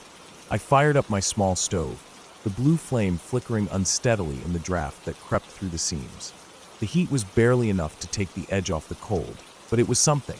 I forced myself to eat, chewing mechanically, my mind replaying the image of those boot prints. It would be easy to dismiss them if I hadn't been so certain they were fresh, too deep and sharp-edged to have been made before the storm thickened. Whoever it was, they hadn't passed me on the trail, and I hadn't heard them in the forest. The wind howled through the night. I dozed fitfully, waking every hour to the sound of snow sliding off the tent or branches snapping under the weight. At some point I heard something else, a faint crunch, like a footstep in deep snow. I froze, listening hard, my breath loud inside the sleeping bag. The sound came again, then stopped. I told myself it was just the wind shifting the snow, but I stayed awake a long time after that, ears straining for any other noise. When morning came, the storm had eased. The sky was still heavy with clouds, but the snow had stopped. I unzipped the tent and stepped out into a world smoothed over, the drifts higher than my knees. That's when I saw them again, boot prints, leading right up to the boulders where I'd camped. They stopped about 10 feet from the tent, angled toward it, then turned away. The snow had fallen lightly enough after they were made that I could still see the edges. A cold sweat broke out under my layers, far worse than the chill of the air. Someone had been here, standing close enough to see the tent, maybe listening. And then they'd walked away. I packed up fast, shoving gear into my pack without care. My plan was simple: keep moving until I found the trail or some landmark I recognized, and get out. I didn't stop to eat. I followed the slope downhill, figuring it had to lead back toward the valley and the main route. But the snow made everything slow, and every now and then, when the wind dropped, I thought I could hear movement behind me. Not constant, just the faint, irregular sound of snow being compressed under a boot. I didn't look back much after that. I kept my head down, focusing on each step, my breath loud in my ears. My legs ached, my shoulders burned under the weight of the pack. Hours passed like that, and then, finally, I saw a shape through the trees, the roof of a small trail shelter, half buried in snow. Relief hit so hard I almost stumbled. The shelter was empty, just 3 walls and a raised platform. I dropped my pack and scanned the clearing, but there were no fresh tracks. I told myself the follower, if they were real, must have turned back hours ago. I rested there only long enough to sip some water and check my map. From here, the main trail was less than 2 miles downhill. Those last 2 miles felt longer than the rest of the day combined. The snow was lighter here, the trees closer together, and the air smelled faintly of wood smoke, a sign that the trailhead and its small ranger station couldn't be far. My boots crunched over the last rise, and then I saw it, the empty parking lot, my car half buried but waiting. I didn't let myself slow down until I was inside, the doors locked, the heater blasting. As I pulled out, I glanced in the rearview mirror. At the edge of the trees, just where the trail vanished into the forest, a figure stood watching. Too far to see clearly, bundled in dark clothing, unmoving. I didn't stop to get a better look. I drove until the trees fell away and the road wound back toward town, not letting myself think too much about how close they'd come in the night, or why they hadn't done anything more than watch. I never went back to that trail in winter.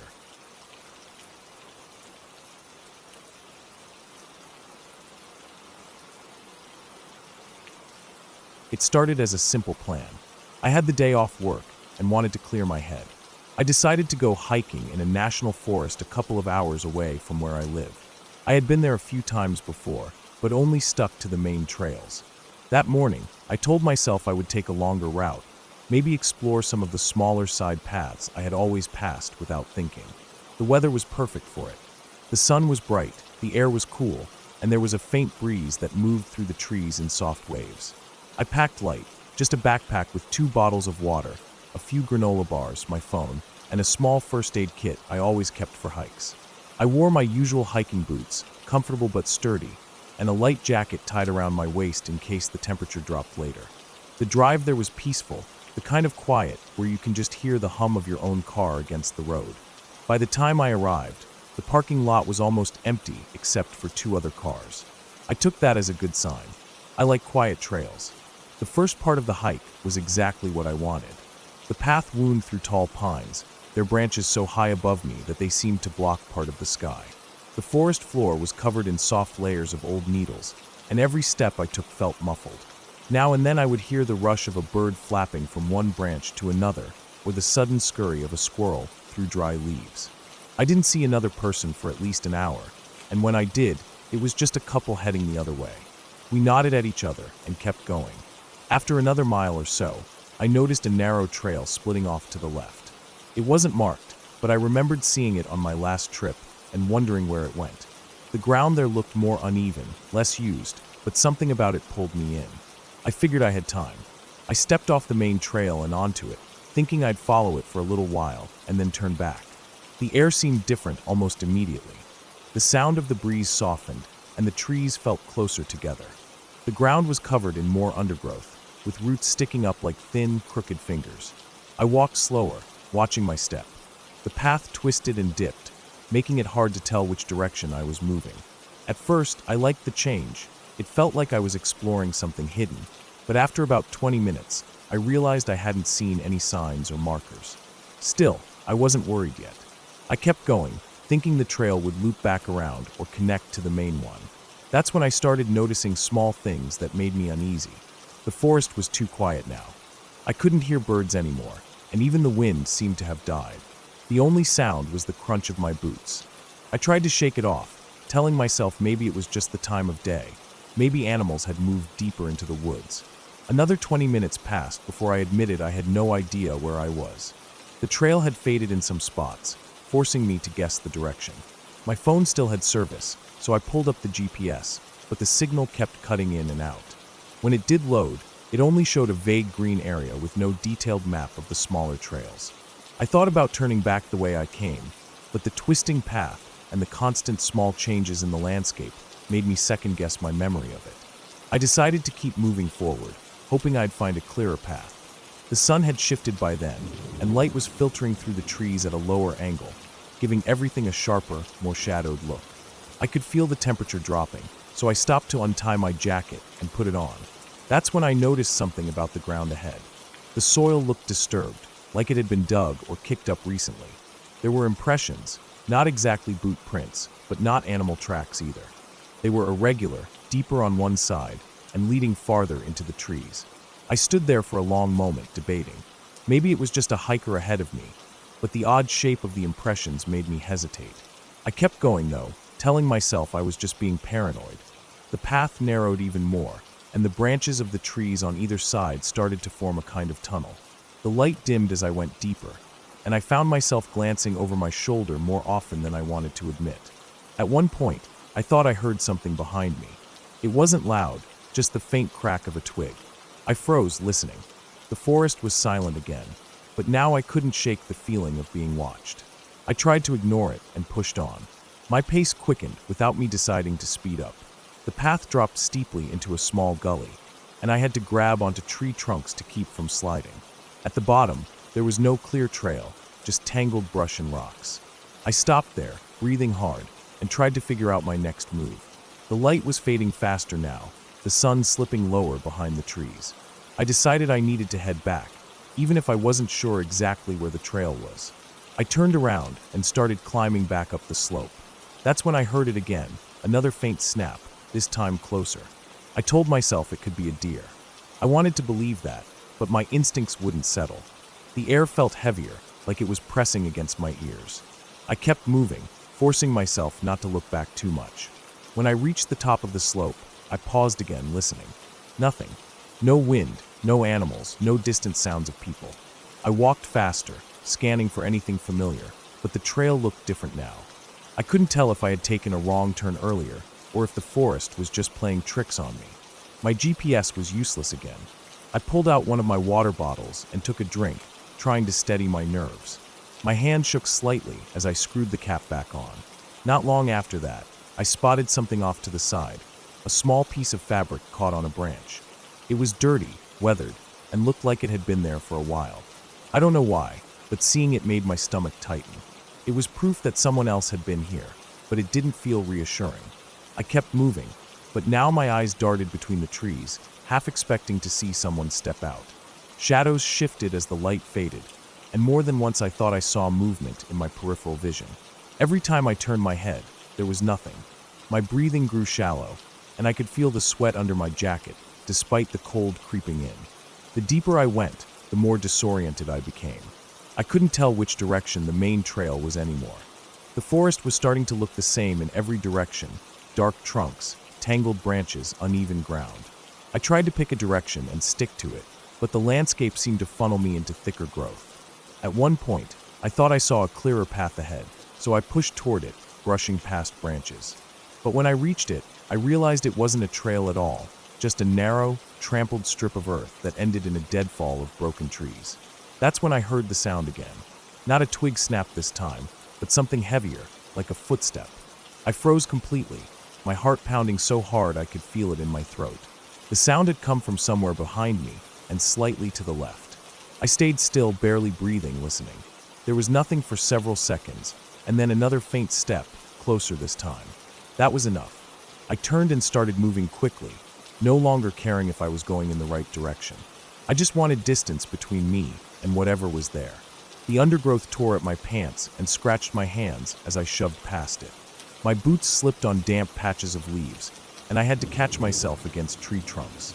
I kept glancing back, but the dimness made it hard to see more than a few yards. My mind kept running through possibilities. A person, maybe someone living out here, maybe just another hiker. But none of them made me feel any better. The steps behind me were gone now, or maybe I was just making too much noise to hear them. After what felt like forever, I spotted a sign nailed to a tree up ahead. Relief surged for a moment, until I got close enough to see it was old, the paint faded and peeling.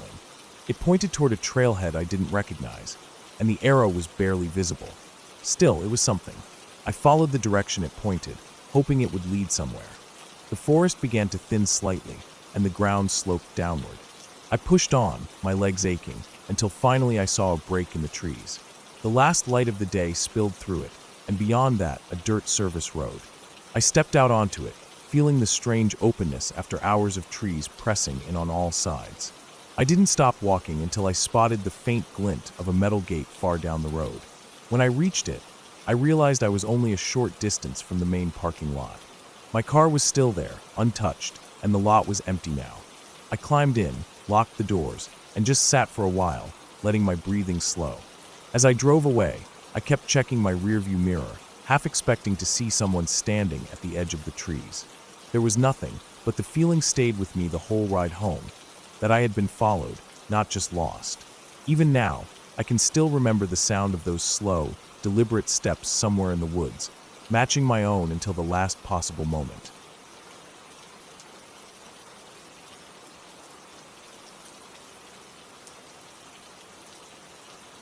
The sun was already low in the sky when I decided to take the old dirt road that cut through the woods near my town. I wasn't looking for anything special, just a place to clear my head and maybe get a little fresh air. The summer day had been hot and sticky, and I wanted to escape the cramped, noisy house where I'd been stuck all afternoon. The trees towered on either side, their leaves thick and full, blocking much of the fading light. I parked the car at the small pullout where a narrow trail began, one I had passed many times but never actually explored. I started walking, boots crunching on dry leaves and small twigs. The air smelled of pine and damp earth. The deeper I went, the quieter it became, except for the occasional bird call or the rustle of a small animal in the underbrush. The trail was rough and uneven, but well-defined enough to follow without trouble. As I walked, I thought about how the forest seemed untouched, wild. It felt like stepping into a different world, one where time moved slower, where no one else could reach me easily. After about half an hour, I came to a small clearing. Sunlight poured in here, casting long shadows from the trees that ringed it like silent watchers. I stopped to catch my breath and looked around. The ground was soft with moss and fallen leaves, and in the center was an old, rusted metal barrel half buried in the dirt. I didn't think much of it at first, just some forgotten trash left by someone years ago. But then I noticed the faint smell. It was sharp, metallic, and something else I couldn't place. It made me wrinkle my nose. I kept moving, curious now, but cautious. The trail curved sharply to the left and dropped down into a shallow ravine. As I descended, the forest thickened. The trees here were older and closer together, their trunks wide and gnarled. The light dimmed beneath the heavy canopy, and the air grew cooler and damper. My footsteps slowed. I was aware of every sound, the snap of a twig, the rustle of leaves in the wind, but something else was wrong. The usual forest smells were gone, replaced by that metallic scent I'd noticed earlier. It was stronger now, mixed with something sour and faintly rotten. Then I saw it. Off to the right of the trail, partly hidden behind a fallen log, was a patch of dark stains on the ground. The earth was soaked, and the leaves were matted down and stuck together as if soaked in blood. I swallowed hard and stepped back, heart pounding. I wanted to convince myself it was just old paint or some kind of natural discoloration, but I knew better. This was fresh, or at least recent. A sudden movement in the brush to my left made me freeze. My eyes darted toward the sound, but all I could see were shadows shifting. I stepped back carefully, thinking maybe I had wandered too far, or maybe I should turn around. But something made me keep going, a mix of fear and curiosity that's hard to explain. The trail climbed out of the ravine after a few minutes, opening onto a rocky slope. Here the trees thinned, and I could see farther ahead. But the further I went, the more I noticed other signs. Broken branches, scuffed dirt, and footprints in the soft earth that looked too large and uneven to be just an animal's. Some were smudged and hard to tell, but others were clear enough to send a chill down my spine. They weren't from any shoe or boot I recognized. They were weirdly shaped, with wide toes, like something not quite human. I stopped and looked around, the silence pressing down like a weight. The trail ended abruptly near a small abandoned cabin. Its wooden walls were weathered and cracked, and the windows were dark and empty.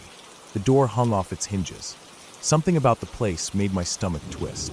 I didn't want to go inside, but I also didn't want to leave without knowing what had happened here. I circled the cabin slowly, looking for clues. Near the back, I spotted a pile of broken boards and old tools scattered on the ground. Among the debris was a torn piece of fabric, thick, like a jacket or a coat. I picked it up carefully. It smelled faintly of smoke and something metallic, the same as the strange smell in the ravine. Suddenly, I noticed fresh footprints leading away from the cabin, heading deeper into the woods. They were the same odd shape I'd seen before, but now they were clearer and more numerous, as if a group of people had passed through recently. I debated for a moment, my mind racing with possibilities. Was I walking into something dangerous? Should I just turn back? But the urge to keep going was strong. The footprints led downhill, toward a small creek that cut through the forest. I followed the bank, stepping carefully on rocks and roots. The creek was shallow but swift, the water cold and clear. On the other side, I saw a faint trail of crushed leaves leading into a thicker part of the forest. As I crossed the creek, the sun dipped below the horizon, leaving a twilight glow that barely lit the path ahead. I reached the edge of a dense thicket where the trail disappeared into shadows. The forest here was dark and tangled, branches scraping against each other in the breeze. The smell was overpowering now, metal, blood, and something I still couldn't identify. I paused, heart hammering in my chest, and listened. The forest was alive with noise, but none of it was natural. There was a low, rhythmic sound like breathing or slow footsteps, just out of sight. My skin crawled. I wasn't alone. I didn't know what was out there, but it wasn't an animal or a person. I wanted to run, to scream, but my body felt frozen in place. Slowly, I stepped forward into the darkness. The trees pressed close on both sides, branches clawing at my jacket and hair. The path was rough and uneven, roots tripping me with every step. The strange sound grew louder, closer. I could feel a presence nearby, but I couldn't see anything through the thick underbrush. Then the smell hit me full force, sharp and acidic, making me gag. Suddenly, something moved just ahead. A shape slipped between the trees, tall, hunched, moving too fast to catch. I caught a glimpse of pale skin, stretched tight over bones, and wild eyes reflecting the faint light. My breath caught, and I stumbled back, heart pounding wildly.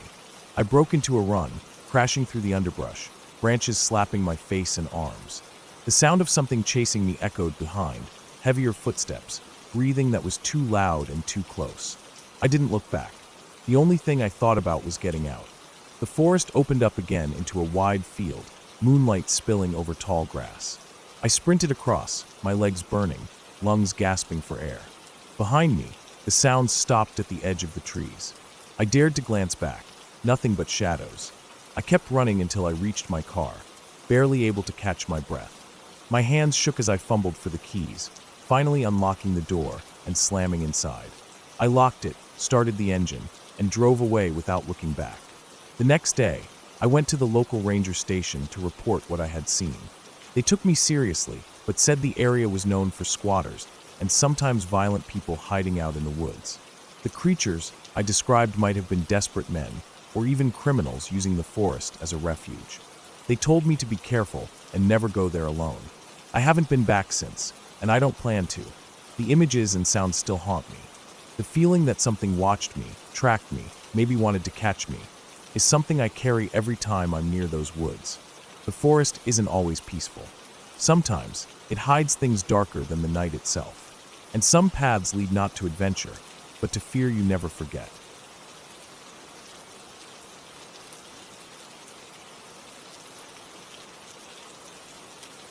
It started on a warm late summer evening when I decided to take a drive out of the city and head toward the old service road that ran parallel to the interstate.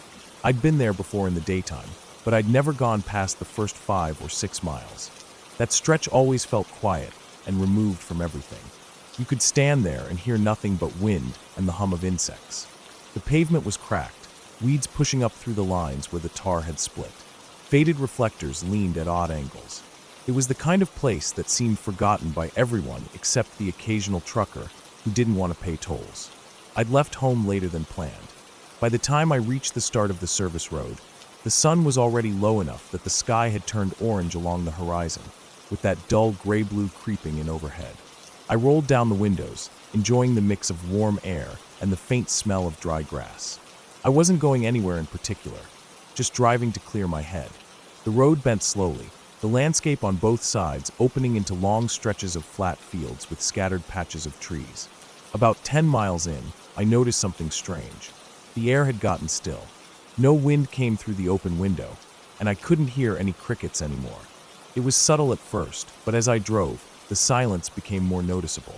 Even the hum of the tires on the road seemed louder, sharper, like it was the only sound left. I glanced in the rearview mirror and saw nothing behind me but the road disappearing into shadow. Another couple of miles later, I came across a patch of forest that pressed close to the road on both sides. The trees were tall, their branches tangled overhead, so that only narrow shafts of fading sunlight broke through. I slowed down a little, partly because the cracked pavement was rougher here, but also because the shadows seemed thicker. My headlights weren't on yet, and the dim light gave the forest an uneven look. Patches of dark where I couldn't see past the first row of trunks, then sudden bursts of gold where the sun found gaps. It was in one of those dark patches that I caught movement. I wasn't sure at first, just a shape between the trees, gone almost as soon as I noticed it. My mind told me it was a deer or maybe a coyote, but something about it felt different. It had moved in a way that didn't match an animal I knew. Too steady, too upright. I kept driving, telling myself not to focus on it. But about 30 seconds later, I saw movement again. This time it was farther up the road, off to the right side. It stepped between 2 trees and was gone before I could really make it out, but the outline stuck in my mind, a person. I wasn't in an area where people just wandered around in the woods. There were no houses for miles, no trailheads I knew of. I felt my shoulders tighten, my foot pressing lightly on the gas, as if to move past it faster. I didn't look directly into the trees anymore, just kept my eyes on the road ahead, scanning for cracks and potholes. The road bent sharply, and as I came around the curve, I noticed something up ahead, a dark shape near the edge of the pavement. My first thought was that it was a log or fallen branch. I eased my foot onto the brake, the car slowing as I got closer. But as the headlights finally touched it, the shape shifted. Someone was standing there, just at the edge where the asphalt met the dirt. They were facing the woods, not me, but as my car approached, they turned their heads slightly. I only caught the briefest glimpse before I passed them, but what I saw stuck hard in my mind: loose, dark clothing, a pale face, and no visible reaction to the fact that a car was passing inches from them. No wave, no step back, not even a glance that acknowledged me fully. Just that slow, partial turn. I kept driving. I didn't stop. Every instinct told me to put as much distance between myself and that person as possible. I told myself I'd just seen some local out for a walk, maybe someone from a house farther in the woods. But the longer I thought about it, the less sense it made. There were no lights anywhere back there, no driveways, no reason for anyone to be standing alone in the middle of nowhere at dusk. A mile later, I realized I was gripping the steering wheel so tightly my fingers hurt. I forced myself to relax them, but my chest felt tight. The silence outside was still there, no insects, no wind. It felt like the whole stretch of road had been cut off from the rest of the world. I decided I'd go maybe another half mile, then turn around.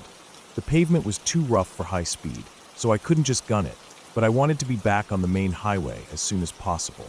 I kept glancing in my rearview mirror, half expecting to see headlights behind me, even though no one had been on the road since I started down it.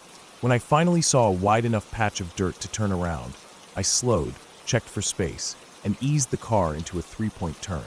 My headlights swung across the trees, catching the pale shapes of birch trunks and the deep shadows between them. When I straightened out and started heading back, I felt a small rush of relief, until I noticed something in the mirror. Far back along the road, just at the edge of the headlight's reach before I'd turned, there had been a figure, standing still in the middle of the lane. I told myself not to look again. My mind was already telling me what I'd see if I did, and I didn't want to confirm it. I kept my eyes forward, but my foot pressed harder on the gas now, the car vibrating against the uneven road. The forest felt different on the way back, closer, darker. I realized how little light was left, and I flicked on my headlights fully. The beams cut sharp paths through the trees, revealing glimpses of undergrowth, fallen logs, and spaces where the forest floor dipped away. Every now and then, the light would catch on something that looked like movement, but I told myself it was just shadows shifting with the car's motion. I was about 4 miles from the start of the service road when I saw it again. Not on the road this time, but between the trees, pacing me. The figure moved steadily through the undergrowth, not fast, but matching my speed enough that I caught sight of it more than once through gaps in the trees.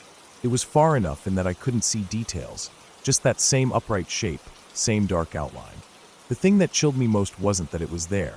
It was that it seemed to be keeping pace without any trouble, even though the ground in there was uneven and covered with obstacles. My heart was pounding hard now, my mouth dry. I kept glancing at the clock on the dashboard, watching minutes pass that felt like hours. Finally, I saw the faint glow of the main highway through the trees ahead. The relief was so strong it was almost dizzying. I pressed the gas harder, wanting to be back under streetlights, surrounded by other cars. Somewhere I could tell myself this was just a weird encounter with a stranger in the woods. When I reached the end of the service road and merged onto the highway, I kept checking my mirrors. I didn't see anything behind me, no headlights, no shadowy figure at the roadside. But the feeling didn't fade. The silence from that road clung to me even as the noise of the highway filled my ears. When I got home, I locked the doors immediately, something I didn't usually do right away. I kept thinking about that first moment I'd seen movement between the trees, how it had disappeared so quickly, but never really gone. The more I replayed it in my mind, the more certain I became that the figure on the road and the shape pacing me later had been the same. I didn't go back to that service road again. Weeks later, I heard from someone at work that it had been blocked off by the county, something about repaving plans, though they never seemed to happen. I didn't ask questions. I didn't want to know if anyone else had seen someone out there. It was enough to know that whatever I'd come across that night had been real, human, and for reasons I didn't want to imagine, had been out there waiting in the silence of those woods.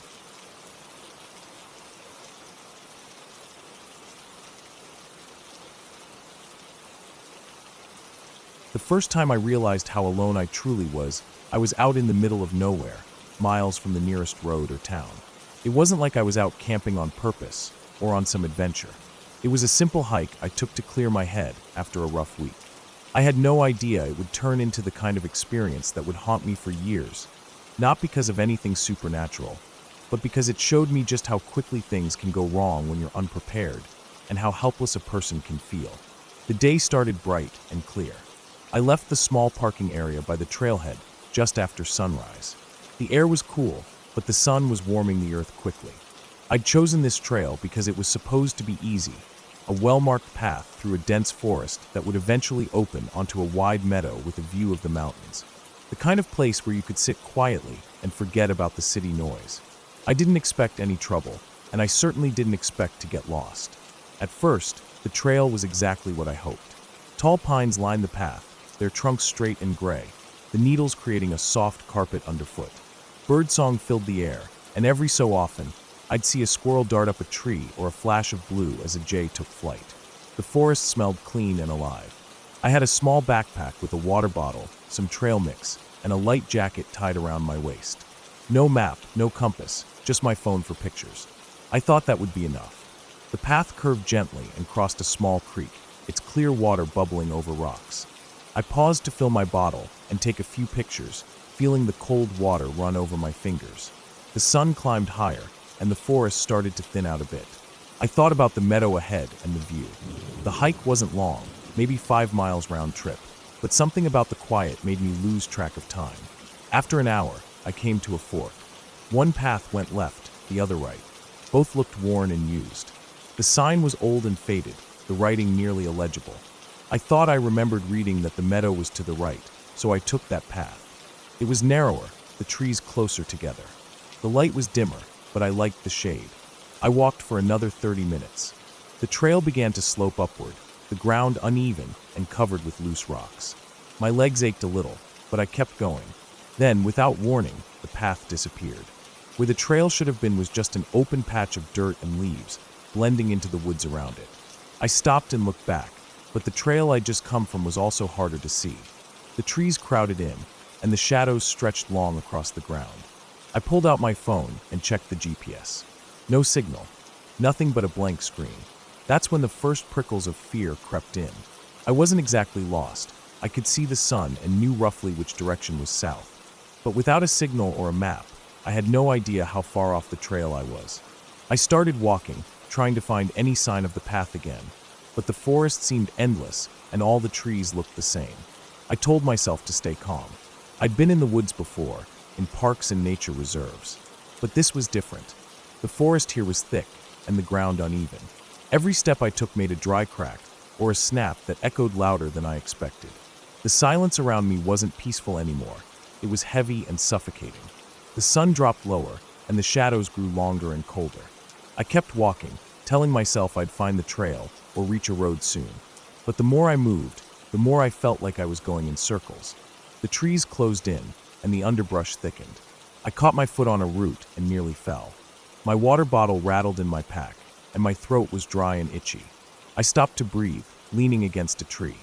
My heart was racing, not from the walk, but from the growing panic inside me. I tried to listen. No birds, no animals. Just the distant rustle of wind through leaves.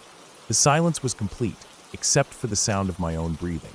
I thought about the things I should have brought: a map, a compass, extra water, food. Instead, I had a dead phone, a nearly empty water bottle, and a jacket tied around my waist that I wasn't sure would keep me warm once the temperature dropped. The light was fading fast. I knew I had to find shelter soon. I found a small clearing surrounded by tall pines. The ground was soft with pine needles, and there was a fallen log I could sit on. I emptied my pack, took out the jacket, and wrapped it around myself. My fingers were trembling, partly from the cold and partly from fear. I looked around, trying to figure out the best way to spend the night. No fire, no flashlight, no tools to start a fire if I had to. I thought about just waiting until morning, but the darkness was unsettling. Every crack of a twig or rustle of leaves sounded like something watching me. I settled down, trying to keep my breathing steady. My mind raced with thoughts. What if no one came looking for me? What if I had to spend the night alone in the forest? The idea of staying put made sense. I told myself not to wander in the dark. I tried to rest, but sleep was impossible. The night stretched on, long and cold. I heard animals moving around, maybe deer or raccoons. At one point, I heard a low growl, distant but clear. My body froze, and I held my breath. After a few minutes, the sound faded, but I didn't dare move until the first light returned. When dawn came, the forest looked different. The shadows receded, and the sun filtered through the branches, warming the earth. I felt a little more hopeful. I packed up my things and tried to find a way out. I walked for hours, careful to mark my path with broken branches and stones. My legs were sore, my stomach empty except for a few pieces of trail mix. I drank the last of my water slowly, knowing I needed it for energy. The forest was dense, but I kept moving toward where I thought the road might be. At some point, I stumbled onto a narrow dirt path, maybe an old logging road. It wasn't the trail I had started on, but it was better than nothing. I followed it, hoping it would lead to civilization. The sun was high when I finally heard the distant sound of a car engine. I ran toward the noise, breaking through the trees into a clearing. Ahead, I saw a gravel road, and on it, a pickup truck stopped with its driver looking around, concerned. When I reached the truck, I told them where I'd come from and how I'd been lost. They radioed for help, and soon, a park ranger arrived to escort me back. I was exhausted, sunburned, dehydrated, and scared, but alive. Back in my warm apartment days later, I thought about what had happened. No monsters, no ghosts, just a simple hike that went wrong because I wasn't prepared. It made me realize how small and vulnerable a person can be when faced with nature's vastness and unpredictability. I never took a hike without proper gear again. I learned to respect the forest's silence and shadows, and I understood that being lost wasn't about magic or fear, but about being human, alone and vulnerable in a world much bigger than me. And sometimes that is scary enough.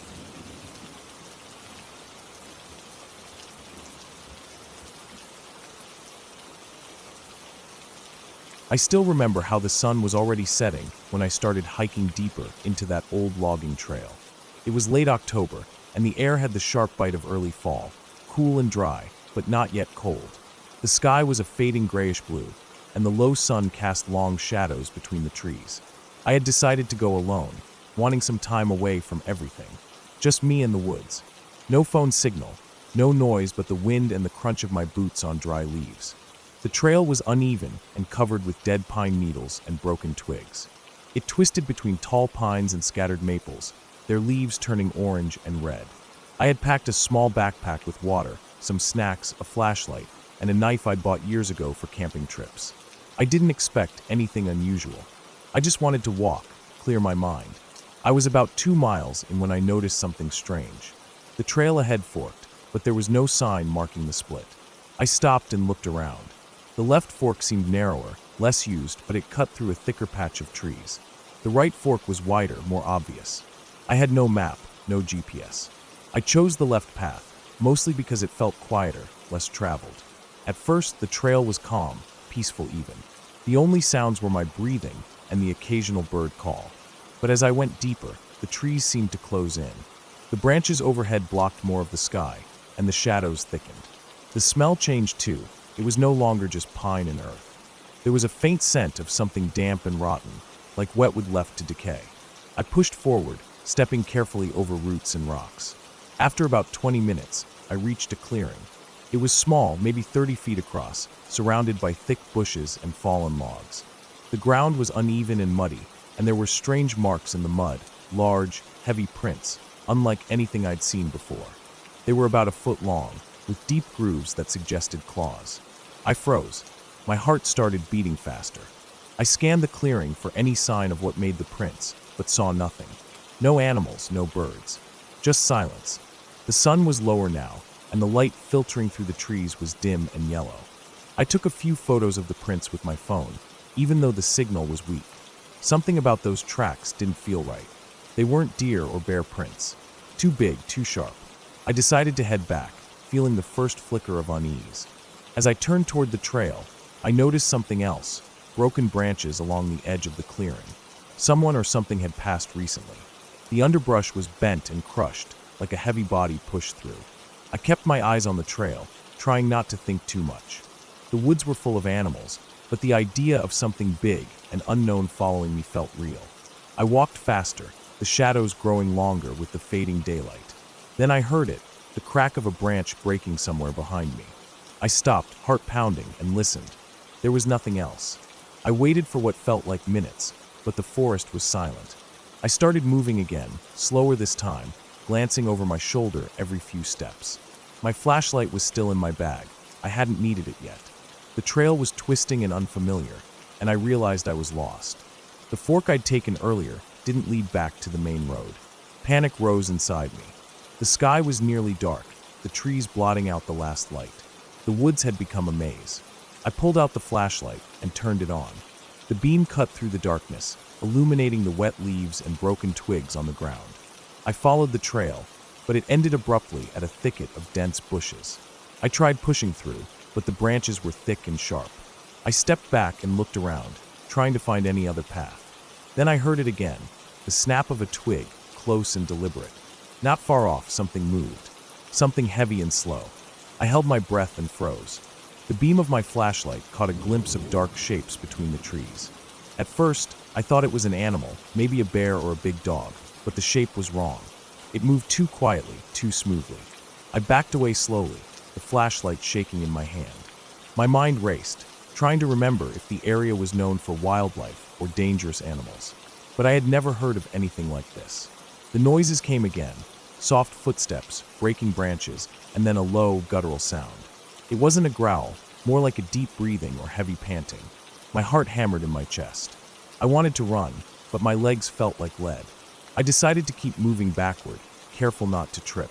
I heard the breathing grow louder, closer. The beam of my flashlight caught a pair of eyes reflecting faint green light. They didn't blink, didn't move away. I swallowed hard and turned to run. The underbrush tore at my clothes and scratched my skin as I pushed through the trees. The sounds behind me quickened, the heavy footsteps pounding after me. I didn't look back. I just ran, dodging low branches and leaping over roots. My lungs burned, my legs ached, but fear gave me a burst of strength. The trail was gone, replaced by thick woods. I had no idea which way to go. The night was dark, the moon hidden behind clouds. The only light came from my flashlight, swinging wildly as I sprinted blindly. I stumbled and fell into a ditch, scraping my hands and knees. I got up quickly, ignoring the pain, and kept running. Then the footsteps stopped. Silence.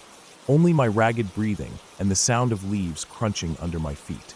I slowed to a walk, eyes scanning the darkness for any sign of movement. Minutes passed. No sound. I stopped and listened hard, trying to calm down. My heart was still racing, but I felt like I had escaped whatever was following me. I realized I was wet, sweat or maybe rain. I looked up and saw that the clouds were breaking. The moon was peeking through. I took a deep breath and tried to get my bearings. I remembered a stream I had crossed earlier on the way in. If I could find water, I could follow it downstream to a road or town. I moved toward the sound of running water, using the flashlight beam to guide me. The ground was slippery and uneven, and the woods seemed to close in tighter the farther I went. The stream was small but clear, and I followed its edge, hoping it would lead somewhere safe. After what felt like hours, the forest started to thin. The trees were shorter, the ground less rough. I saw a faint glow in the distance, a street lamp maybe. I hurried toward it, feeling relief wash over me. Finally, I reached a paved road. The streetlights cast harsh yellow light on the wet asphalt. I was miles from the trailhead, but I was safe. I walked along the road until I found a farmhouse. The porch light was on, and a car was parked in the driveway.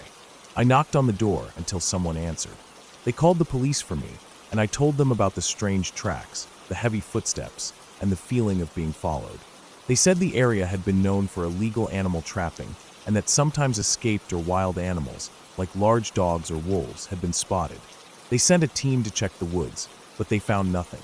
After that night, I never went back to those woods. I couldn't explain what I saw or heard, but I knew something was out there, something wild, dangerous, and watching. It wasn't a ghost or monster from a story. It was real, and it was still out there waiting.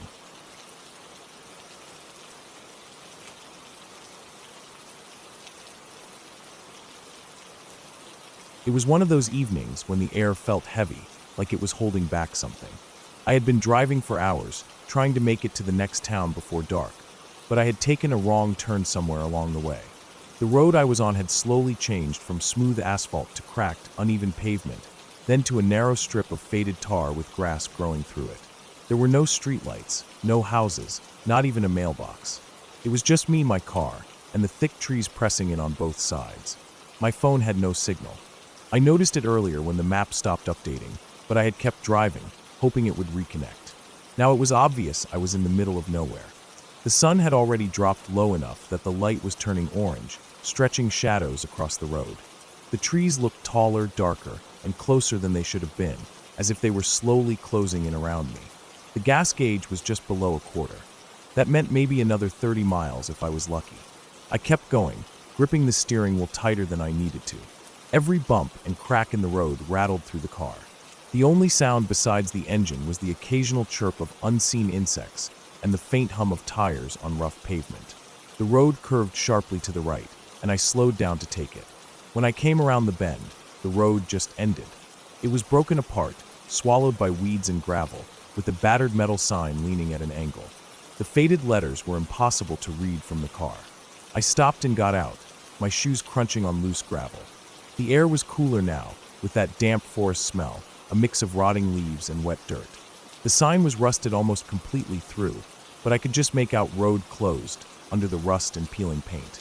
Beyond it, The cracked pavement disappeared into thick undergrowth. This was a dead end. I cursed under my breath, turned back toward the car, and froze. There was a sound. It wasn't loud, but it didn't belong out here. It was a slow, steady crunch of footsteps on gravel, coming from somewhere down the road I had just driven. My first thought was another driver, maybe someone walking because their car broke down. But the sound wasn't even like normal walking, it was irregular. 2 quick steps, a pause, then 1 step, then another pause. The hair on my arms stood up. I couldn't see anything down the road. It was just a straight stretch fading into shadow. I climbed back into my car quickly, shut the door, and locked it. The footsteps stopped. I sat there with my hands on the steering wheel, listening. Nothing, just the distant rustle of leaves in the wind. I put the car in reverse and turned around, heading back the way I came. I kept my eyes on the road, but every few seconds I glanced in the rearview mirror. At first there was nothing. Then, after about 30 seconds of driving, I saw movement. A figure stepped into the road far behind me, just barely within the reach of my brake lights. They weren't running. They weren't even walking fast. Just standing there, watching. I pressed the gas a little harder. My chest felt tight. I knew it could be nothing, just some local out for a walk. But something about the way they had appeared so quietly and stood there, not moving, made my skin crawl. The trees blurred past. The light kept fading. I drove for another mile before daring to look in the mirror again. Empty road. No one there. I tried to convince myself I had imagined it. The road began to widen a little, and I finally saw an unmarked dirt turnoff to the left. I slowed down, thinking maybe it could lead me back to a main road, but it looked rough, full of ruts and rocks. I didn't want to risk it in my small car, so I kept going. The fuel needle dipped closer to empty. Another mile passed before I saw it. 2 faint headlights in the distance behind me. My stomach tightened. Maybe it was just coincidence. Maybe that person from before had gone back, gotten in a car, and was now headed the same way. But the way the lights stayed at exactly the same distance behind me, not gaining, not falling back, made me uneasy. I drove faster. The road was too narrow to really speed, but I pushed as much as I dared, the car jolting over bumps. The headlights stayed right there. I went around a long curve, and for a second they disappeared, but when the road straightened, they were back, same distance. The sun was gone now. The forest was just black walls on either side of the thin gray strip of road ahead of me. I was driving through a tunnel of trees, my own headlights only reaching a few dozen yards. I passed another dirt path, even smaller than the first, but I didn't turn. I didn't want to slow down enough to risk it. My palms were sweating on the steering wheel. The headlights behind me suddenly vanished. My eyes flicked to the mirror over and over, but it was just darkness now. I slowed slightly, straining to see behind me, but there was nothing. Relief started to seep in, but it was thin and shaky. I kept going until I saw another sign ahead. Finally, maybe a route number. I never got to see what it said. As I approached, a shape stepped into the beam of my headlights from the side of the road. I slammed on the brakes, tires screeching. It was the same person I had seen before, same height, same slow stance. They stood completely still, facing me, head tilted slightly to the side. My heart was pounding so hard it hurt. I didn't wait to see anything else. I swerved around them, the edge of my car brushing weeds as I got back on the road. In the rear view, they were already gone again, as if they had stepped back into the trees. My mind was racing. How could they have gotten ahead of me? I had been driving the whole time. There were no cars, no shortcuts I'd seen. I drove until my fuel light came on, and still there was no sign of a main road. My speed slowed to conserve gas, but every second I expected to see those headlights again, or that figure standing in the road. My arms ached from how tight I was gripping the wheel. The road dipped into a hollow, and my headlights lit up something pale ahead, fabric, maybe, caught on a branch. When I got closer, I realized it was a jacket. A dark, heavy jacket, just lying in the middle of the road like someone had dropped it there. I swerved around it, but my eyes kept flicking to the side mirrors. If that person had been wearing it before, they weren't now. The gas gauge was almost at the bottom when I finally saw lights. Real lights, up ahead. A gas station. The sight almost made my knees go weak. I pulled in fast, nearly clipping the edge of the pump. The station was old, the windows dark, but there was one dim light above the pump. I filled the tank as quickly as I could, scanning the tree line the whole time. There was no sound except the click of the pump. No cars passed. No one came out of the station. I didn't go inside. I just got back in the car, locked the doors, and drove. By the time I found the highway, it felt like hours had passed. My body was shaking from the adrenaline. I glanced in the mirror one last time, half expecting to see someone sitting in the back seat, but it was empty. The road behind me was just darkness. I never saw that person again. I still don't know if they were following me, or if I just happened to cross paths with someone who liked standing in the middle of empty roads.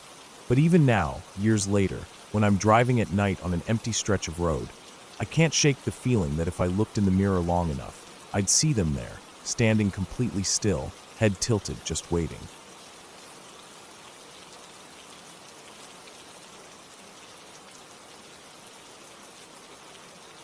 It was supposed to be a quick trip, nothing more than a long drive through a rural area to pick up some tools I had bought from a man who lived in the middle of nowhere.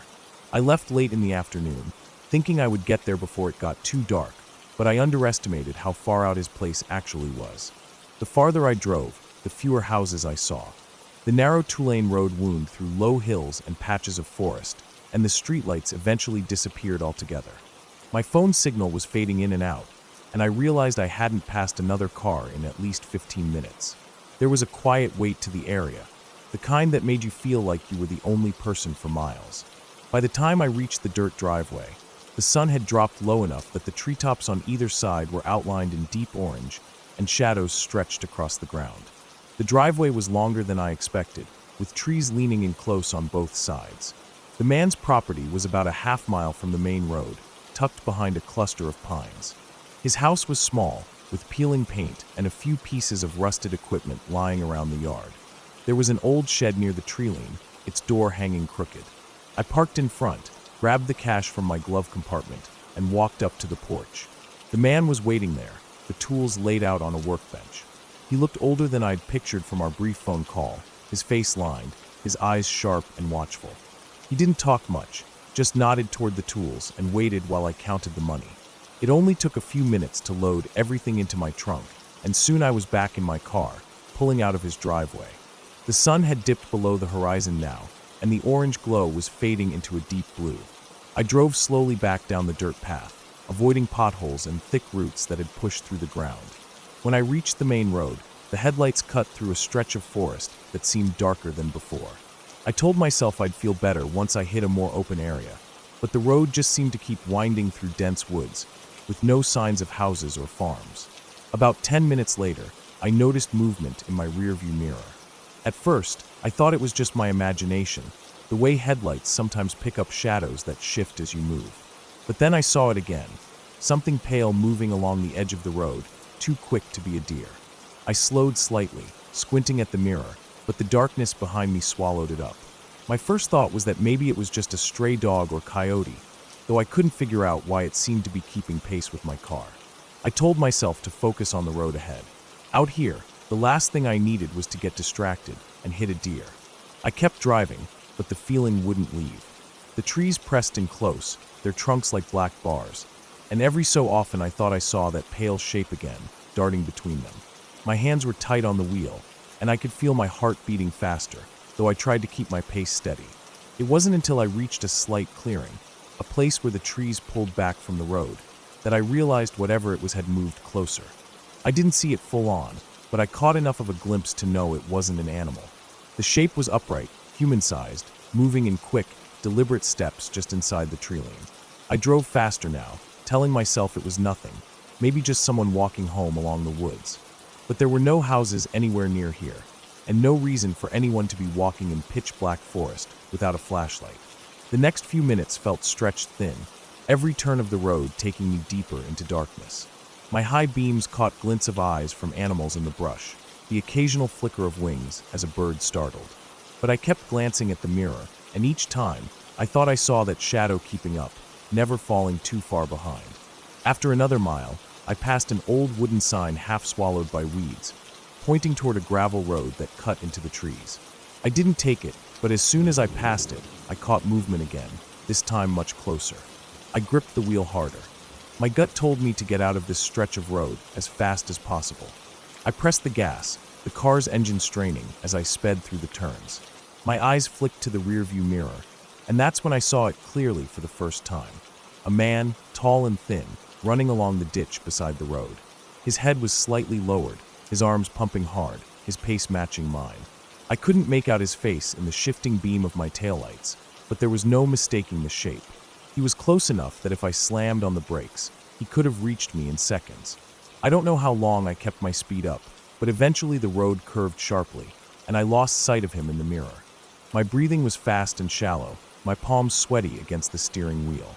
I thought about calling the police, but my phone had no signal out here. I told myself that as soon as I saw another house or even a driveway, I'd pull in and ask for help. The problem was the road stayed empty. Every stretch looked the same, trees pressing in, the darkness beyond them thick and unbroken. Then, as I rounded another curve, I saw something that made my stomach clench. Up ahead, on the right side of the road, was a narrow opening in the trees. And standing just inside that opening was the man. He wasn't running anymore. He was standing still, facing the road, as if he had been waiting for me. I couldn't see his eyes, but I could feel his attention locked on me as I approached. I didn't slow down. I kept my hands firm on the wheel and pressed harder on the gas. My headlights swept over him for a brief second, and in that second I saw that his clothes were dark and torn, his posture tense. He didn't move as I passed, but I felt the urge to look in the mirror again, just to see if he was following. I forced myself not to. I kept driving, every nerve in my body screaming for me to get as far from that spot as I could. I don't know how far I went before I saw the first house, a single-story place with a dim porch light.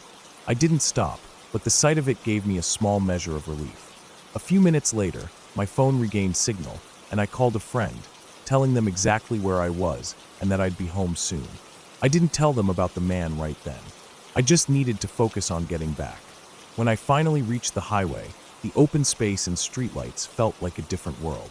I drove straight home, every muscle still tight, checking the mirrors far more than I needed to. Even when I pulled into my driveway and shut off the engine, I sat in the car for a moment listening. The neighborhood was quiet, but in the back of my mind, I couldn't shake the image of that man standing in the trees waiting. I still don't know how he managed to keep up with me on those roads, or why he was there at all. All I know is that if I ever have to drive through that area again, it won't be alone, and it won't be after dark.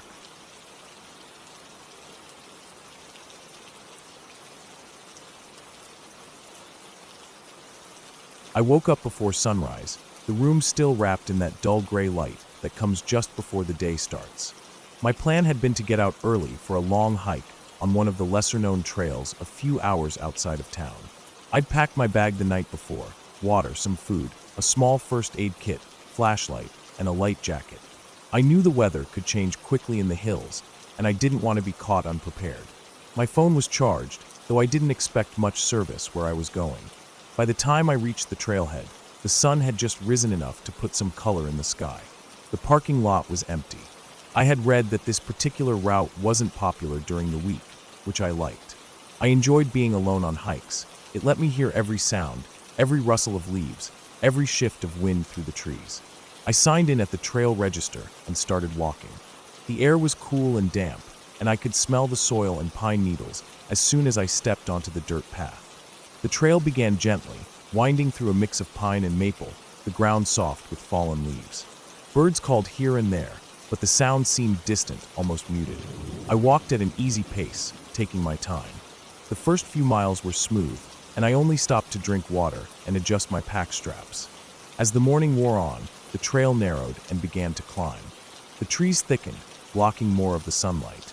I checked my GPS app just to confirm I was on track, and the signal flickered before freezing.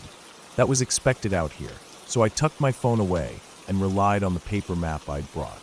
By late morning, I reached a ridge where the trees parted just enough to see a valley stretching far below. A narrow line of river glinted in the distance. I took a short break there, sitting on a rock and eating a granola bar. The wind up on the ridge was cooler, and I could feel it pulling heat away from my skin. I thought about turning back, but decided to press on to a small lake. The map showed another 3 miles ahead. Past the ridge, the trail dipped into darker forest. The air felt heavier here, the smell stronger, damp earth, old wood, something faintly metallic. My steps sounded louder, even though I was moving at the same pace. I kept catching myself glancing over my shoulder, though I hadn't heard anything unusual. An hour later, I stopped to sip water and noticed how quiet it had become. The wind had died completely, and I couldn't hear a single bird or insect. It was like walking into a room after someone's just turned off a fan. That sudden awareness of silence. I tightened the straps on my pack and kept going. The lake was smaller than I expected, ringed by reeds and surrounded on 3 sides by steep ground. The surface was still, dark, reflecting the trees like a mirror. I sat for a few minutes, eating the rest of my food, but I didn't feel relaxed. The silence pressed on me, making me aware of every small movement. The shift of my shoes in the dirt, the faint creak of my backpack frame. I decided not to linger. The thought of retracing my steps felt comforting, like heading towards something familiar. I started back at a steady pace, but about 20 minutes later, I noticed something strange. The trail in front of me had fresh scuff marks, not from boots but from something wider, dragging across the dirt. It looked like something heavy had been pulled along the path, weaving slightly from side to side. The marks were new. The edges of the disturbed dirt were still sharp, not softened by wind or leaves. I hadn't seen them on my way in. I slowed down, scanning the trees. They were dense enough that I couldn't see far into them. The marks continued for maybe 50 feet before veering off the trail into the undergrowth. I kept walking, telling myself it was probably someone hauling gear for fishing or hunting, but the unease in my stomach didn't go away. Another mile in, I heard it, a faint snap of a branch somewhere behind me. I stopped instantly. The silence closed in again. I turned my head slowly, but there was nothing to see, just layers of trees fading into shadow. I told myself it could have been a deer. Still, I picked up my pace. Every few minutes after that, I thought I heard movement, a shuffle of leaves, a quick crack like weight shifting on wood. Always behind me, never ahead. I resisted the urge to look back constantly. I didn't want to trip or miss my footing. My breathing grew louder in my own ears.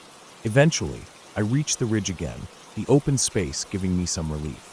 I stopped there and actually turned all the way around. Nothing moved. I listened for a full minute. The air was completely still.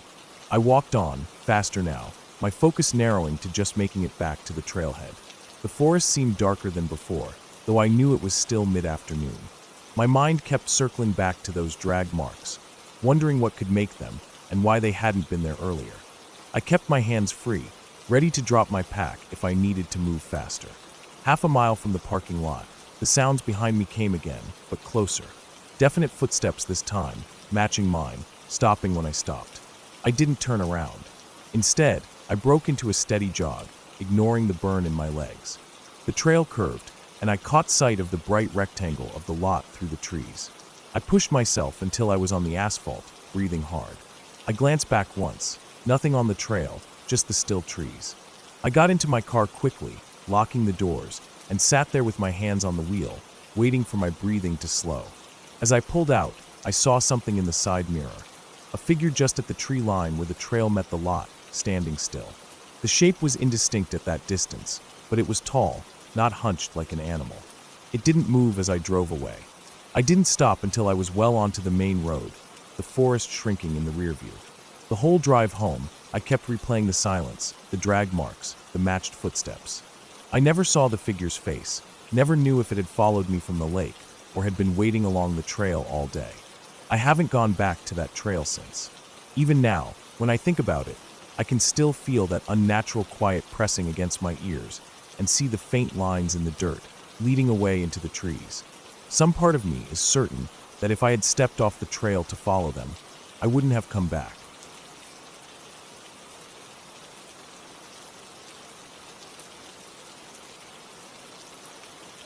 It was supposed to be a simple weekend getaway. I wanted to escape the noise of the city, the endless traffic, the stress of work, and just breathe for a couple of days in the countryside. I found a cheap cabin rental tucked away near a dense forest, about 2 hours out of town. The kind of place with no cell signal, no Wi-Fi, and only the occasional passing car on the dirt road. The kind of place where you could hear the wind in the trees and the distant calls of birds. I arrived late afternoon on a Friday, the sky heavy with clouds that promised rain. The cabin was smaller than I expected, a single room with a small kitchen corner, a couch, and a narrow bed shoved against the far wall. The windows were grimy, and the wooden floor creaked under every step. It wasn't much, but it was mine for the weekend. I unloaded my bag, set up a small camp stove, and made a cup of coffee. Outside, the forest seemed to press close around the cabin, tall pines and oaks with thick underbrush crowding every edge. I figured I'd take a quick walk before dark to stretch my legs and get a feel for the place. The air smelled damp and earthy. A light drizzle started just as I stepped onto the narrow trail that led away from the cabin. The forest was quiet. Not the peaceful kind of quiet where you hear birds chirping or leaves rustling gently in the breeze. This was a heavier silence, like the woods were holding their breath. My footsteps muffled by the wet dirt and fallen leaves, I walked deeper along the path, feeling the chill of the rain seeping through my jacket. A few yards ahead, the trail forked, one path winding downhill toward what looked like a small creek, the other climbing slightly uphill into thicker trees. I chose the uphill path. The trees grew closer here, branches twisting into weird shapes. The light was fading fast. I told myself to turn back, but I kept going, curiosity pulling me further in. The rain slowed to a drizzle, but the ground was slick and muddy. I slipped once, catching myself on a tree trunk. Then I heard it, a sharp snap, like a branch breaking, somewhere off the path. My heart jumped. I stopped and listened, but the forest was still again. No wind, no animals. I quickened my pace, telling myself it was probably just a deer or some small animal. But the feeling in my gut wasn't right. It was a cold knot of fear, the kind that creeps up your spine and makes your skin crawl. I decided to turn back. As I did, I noticed something odd, the footprints. Not animal tracks, but shoe prints. Fresh, deep in the mud, heading further into the woods along the path I'd just come from. That was when the unease really hit me. Someone else was here. Someone had been following the trail ahead, maybe watching me. I picked up my pace, not running, but fast enough to get back before dark swallowed the forest. I barely glanced behind me, but I thought I caught a glimpse of movement between the trees, a shadow slipping away from the trail.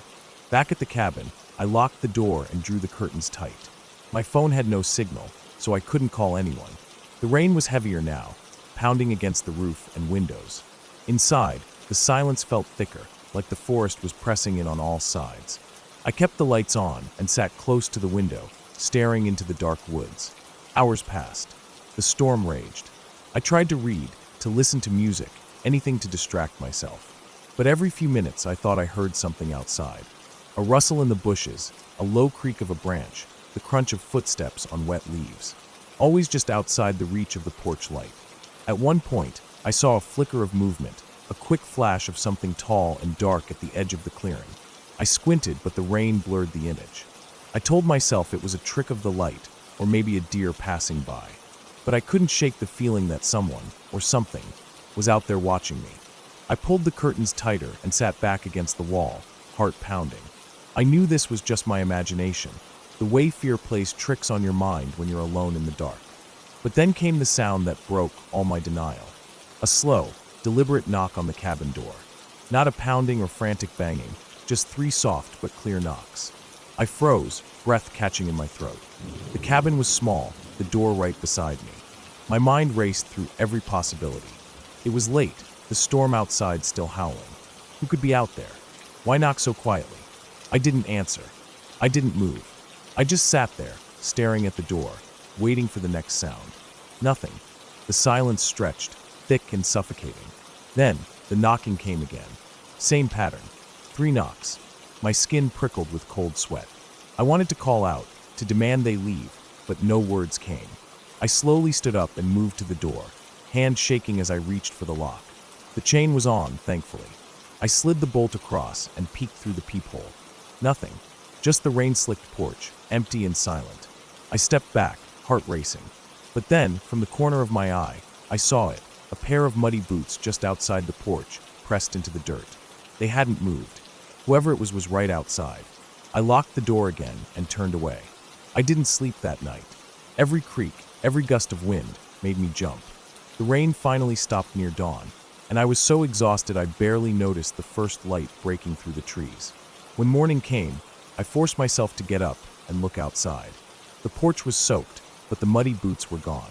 No footprints leading away, no sign of anyone nearby.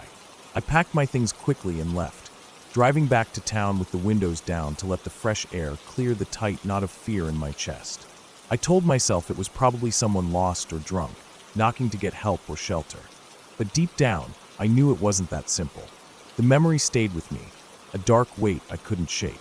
Sometimes, late at night, I'd think about the silent knocks, the shadow just out of sight, the boots pressed into the mud. I never went back to that cabin, and I never told anyone exactly what happened. But I learned something that weekend. Sometimes the scariest things aren't monsters or ghosts. They're real people, real dangers, lurking just beyond the trees, waiting for you to let your guard down. And when you're alone, far from help, the line between safety and fear is razor thin.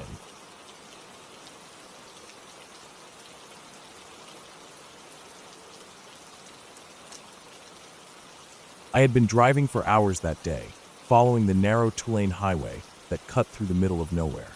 My plan was to make it to the next small town before dark, but the fuel gauge had been sitting low for longer than I liked, and there hadn't been a gas station for miles. The scenery didn't change much, long stretches of fields, patches of forest, and the occasional dirt road disappearing into the distance. I kept glancing at the map on my phone, but the signal came and went. At one point, I realized I hadn't passed another car in at least 30 minutes. When I finally saw a small green sign for a service station, 12 miles, I felt relieved. The sun was already dipping low, turning the sky a dull orange. I didn't want to be stuck out there at night with no gas. The road curved through a wooded area, and the trees on either side were dense, their branches hanging over the road. The temperature seemed to drop slightly in that stretch, and the air inside the car felt cooler. About 7 miles in, I noticed something strange. Up ahead, the taillights of a vehicle were faintly glowing through the dim light, but as I got closer, I realized it wasn't moving. It was an old pickup truck pulled halfway off the road. The driver's side door was open. I slowed down a little, scanning for someone nearby, but I didn't see a person. I thought maybe the driver had gone to relieve themselves in the woods, but the way the door hung wide open, and the fact that the truck was parked at an odd angle, made me uneasy. I didn't stop, I just drove past, keeping my eyes forward. The gas station finally came into view a few minutes later. It was small, with only 2 pumps and a single store building. The windows were dusty, and the lights inside were dim, but the pumps looked like they were working. I pulled up and got out, the air outside smelling faintly of fuel and damp leaves. As I started filling my tank, I looked around. There was no other car in sight. Even the road behind me was empty. The forest on both sides seemed to press in close to the station, and the rustling of leaves in the breeze was the only sound. While I was filling up, I noticed something on the ground near the side of the building, just a dark shape at first. When I stepped closer, I saw it was a shoe. A man's work boot, worn and muddy, lying on its side. There was no matching shoe nearby. I straightened up and glanced toward the trees, my skin prickling a little. I didn't see anyone. I went back to the car, paid at the pump, and got ready to leave. As I pulled out, I looked in my side mirror and saw movement at the edge of the forest. It was far back in the trees, maybe 40 feet in, but it looked like a person, just a glimpse of someone standing still. I couldn't make out any details in the dim light. My first thought was that maybe it was the owner of the truck I had seen earlier. But something about the way they stood, completely still, watching, made me grip the wheel tighter. I told myself not to stop, not to look too long, and I drove off. The next stretch of road was even narrower, with no shoulder. It wound deeper through the woods, and the last bits of sunlight were fading. I kept glancing in my mirrors, but there was no sign of headlights behind me. Still, I couldn't shake the feeling of being watched. At one point, I thought I saw movement in the trees alongside the road, just quick, fleeting glimpses, like someone pacing me through the forest. I told myself it was probably deer or some other animal, but the thought didn't settle well. About 10 minutes later, I came to a curve where the road dipped and then rose again. As I rounded it, my headlights swept across something that made my stomach clench. There was another vehicle, an old sedan this time, parked off the road in the shadows. Its driver's side door was also open. No one was inside. The way it was positioned, it looked like it had been pulled over in a hurry. I slowed, feeling my pulse in my throat. The sight of 2 abandoned vehicles within 20 miles didn't feel like a coincidence. I didn't stop. I kept going, but now I was hyper-aware of every sound and shadow. The forest seemed darker, the trees closer together. My eyes kept flicking to the sides of the road, catching glimpses of movement that might have been nothing, or might have been something keeping pace with me. The worst part came when I noticed a faint light ahead, just a small, flickering glow low to the ground. As I got closer, I realized it was a small campfire, right at the edge of the trees on the left side of the road. There were shapes around it, figures hunched low. They didn't look up as my headlights washed over them, but I knew they had to hear me passing. The firelight caught the glint of something metallic in one person's hand. I didn't slow. My foot stayed steady on the gas, and I kept my eyes on the road ahead. I drove for another 20 minutes before I saw the lights of a town in the distance. When I finally pulled into a well-lit gas station in the center of town, I felt my muscles loosen for the first time in over an hour. I sat there for a moment, letting my hands relax on the wheel. A part of me wanted to tell someone, anyone, what I had seen about the trucks, the sedan, the person in the trees, the campfire. But I didn't know how to explain it without sounding paranoid. I ended up getting a coffee from the station, standing under the harsh fluorescent lights just to feel safer. Even there, I kept glancing out at my car, half expecting to see someone standing by it. I stayed longer than I needed to, then got back in the car and drove straight to my motel without stopping again. That night, as I lay in bed, I kept thinking about the open doors, the lone boot, the way the figure in the trees had just stood there, watching. I didn't know if it was connected, if something bad had happened to those people, or if I had just driven past something I didn't want to understand. But I do know one thing. If I had stopped, even for a minute, I might not have made it to that town at all.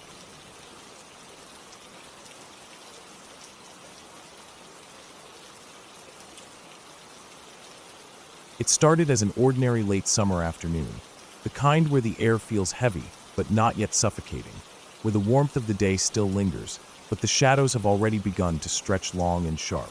I had gone out for a drive, not for any particular reason, just to get away from the noise in my own head.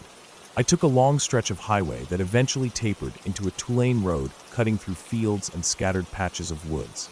There was hardly another car in sight.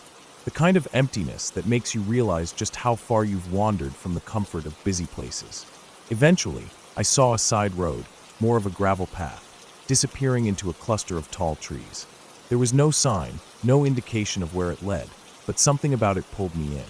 It felt like the kind of place no one bothered to drive down, unless they had a reason. I slowed, turned onto it, and let the crunch of gravel under my tires take over the quiet hum of the engine. The branches arched over the road like a tunnel, filtering the sunlight into scattered gold patches that flickered over the windshield. The road narrowed the further I went, until it was barely wide enough for my car. The gravel turned to hard-packed dirt, with deep tire ruts carved into it. Every now and then I had to ease around jagged rocks jutting up or swerve slightly to avoid the low-hanging branches that threatened to scrape the side of the car. After a while, I noticed the air had gone still, no wind pushing through the leaves, no rustling in the underbrush. It was the kind of stillness that made every small sound stand out sharply. I had been driving maybe 15 minutes when the road dipped into a small clearing. On one side, the trees thinned out into a marshy area with tall grass. On the other, the forest pressed in dense and dark. There was a narrow pull-off where I stopped, killed the engine, and stepped out. The moment I opened the door, the heat hit me, thick, damp, and still. The smell of wet earth and stagnant water hung in the air. Somewhere far off, I thought I heard the faint hum of insects, but it was oddly muted. I walked a few steps into the clearing, my shoes crunching over dried mud. The ground felt uneven, like it had been churned up by something heavy in the past, but had since hardened. I couldn't shake the feeling that the place hadn't been visited in a long time. I kept glancing toward the tree line, where the darkness between the trunks seemed to swallow the light faster than it should. I told myself it was just the thickness of the growth, the way the canopy blocked the sun. I decided to explore a little further, figuring I could follow the dirt track on foot for a while. The road curved around the marsh and disappeared behind a rise.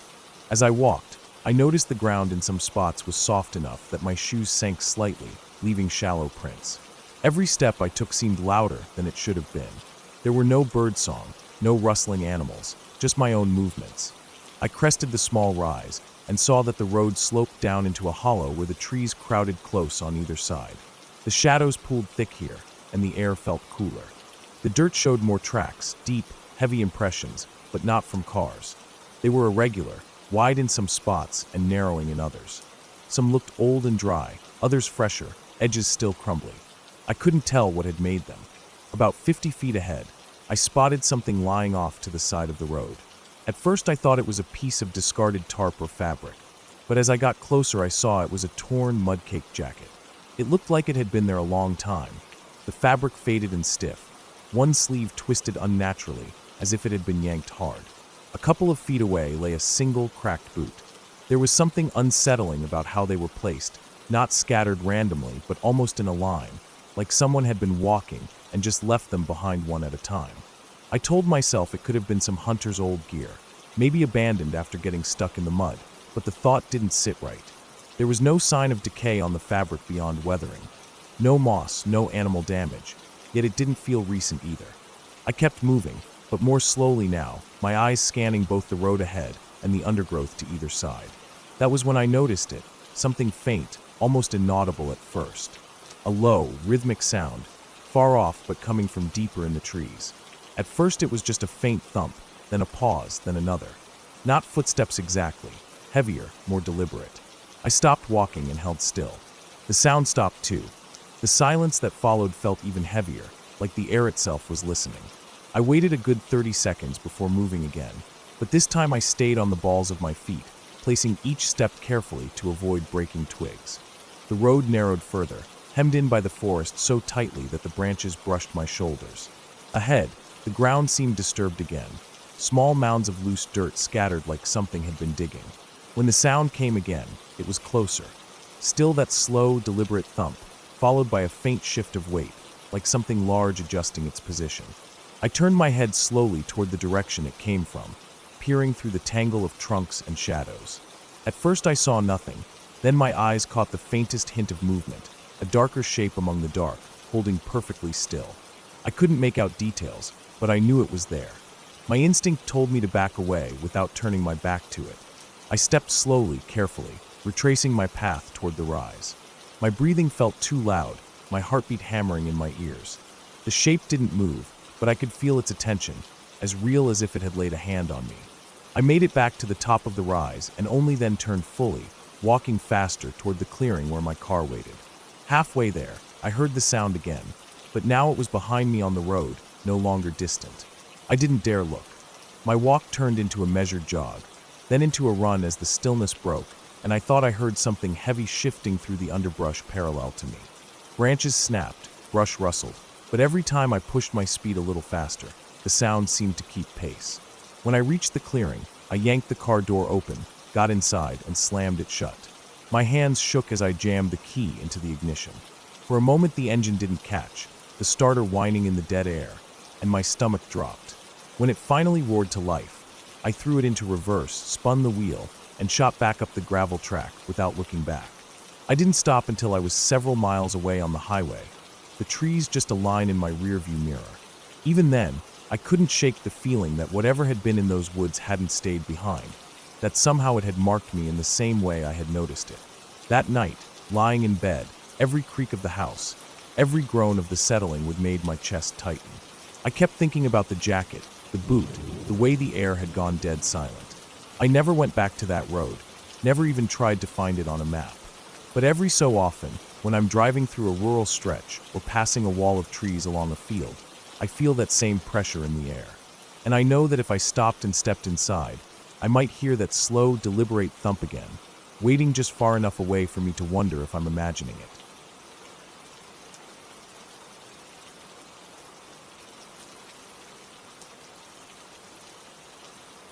It started as a trip I hadn't really planned for.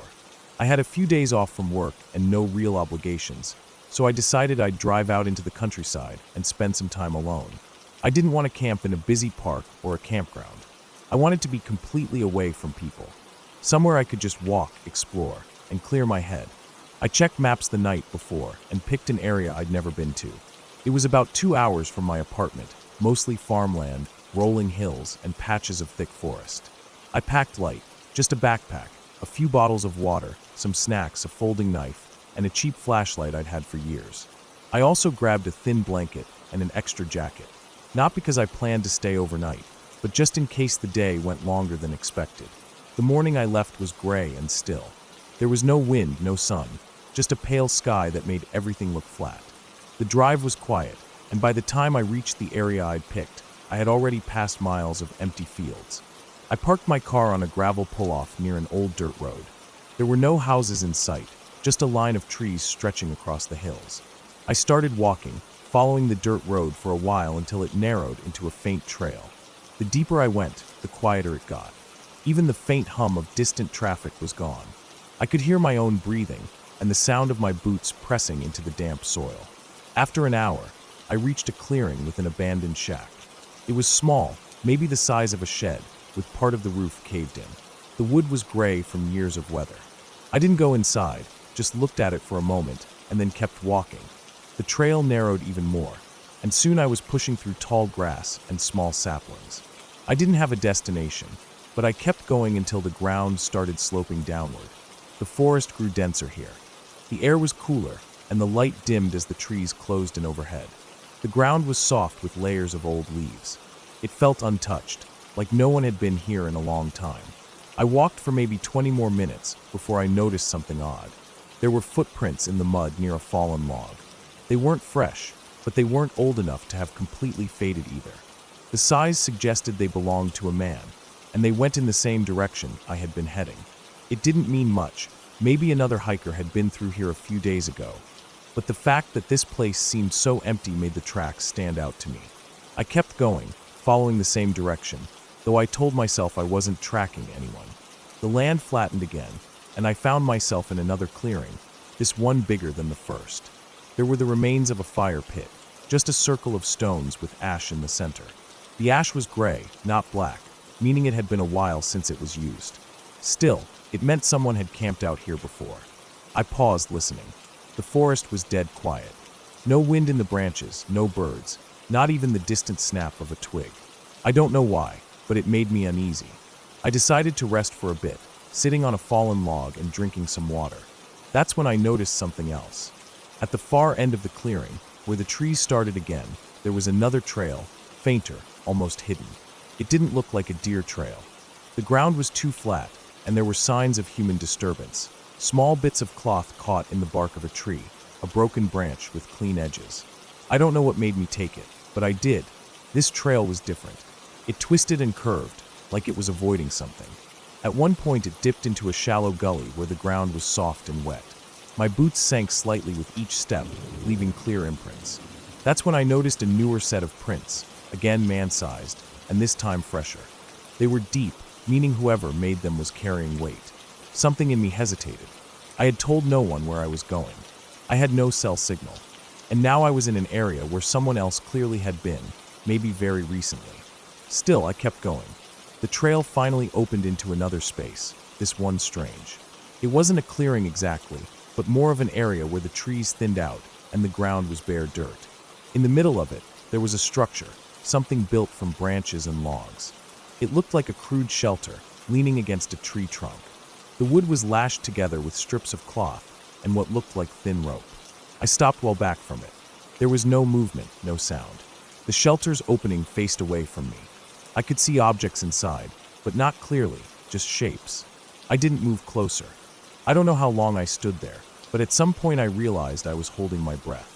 The air felt heavier here. My skin prickled, and my instincts told me I shouldn't be here.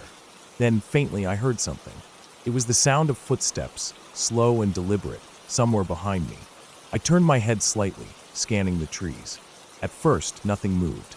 Then, out of the corner of my eye, I caught a glimpse of something dark passing between trunks. The steps were careful, almost too careful, as if whoever it was didn't want to be heard, but was close enough that I could hear them anyway. My pulse started to hammer. I didn't call out. I didn't run right away. I just started walking back the way I'd come, slow at first, then faster. The footsteps behind me matched my pace. When the trail dipped into the gully again, I glanced back. I couldn't see anyone, but I knew I wasn't alone. The air felt wrong, too still, too focused, like all of the forest was holding its breath with me. I started running. The wet ground made it harder, my boots sliding slightly with each step. Branches snapped against my arms and legs. I didn't look back again until I reached the first clearing, the one with the fire pit. I stopped for half a second, scanning the trees. Still nothing, but I knew. I pushed myself harder now, retracing my steps toward the dirt road. My lungs burned, my legs ached, but I didn't stop until I saw the faint glint of my car through the trees. I burst out of the woods and into the open, breathing hard. My hands shook as I fumbled for the keys in my pocket. I didn't even take off my backpack. I just got in, locked the doors, and started the engine. As I pulled onto the gravel road, I glanced into the side mirror. Far back, just at the tree line, there was a figure. Tall, still watching. I didn't slow down. I didn't stop. I drove until the trees were gone, until the road met the highway again, until I was back among houses and streetlights. That night, I lay in bed replaying every sound, every movement, every moment I'd spent in that forest. The thing that stuck with me most wasn't the figure itself. It was how careful the footsteps had been. Whoever it was, they'd been following me long before I heard them. And they hadn't called out, hadn't tried to make themselves known. They'd only matched my pace, keeping just close enough to stay with me. And if I hadn't turned back when I did, I don't know how far they would have followed me, or what would have happened if I'd reached that shelter and looked inside.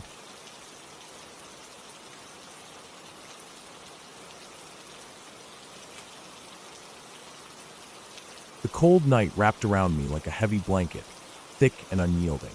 I was alone, miles from the nearest town, deep in a forest that seemed endless. The trees stood tall and close, their branches scratching at the sky like fingers trying to reach some distant place. The moon was hidden behind thick clouds, leaving the woods dark except for the faint glimmer of my small flashlight.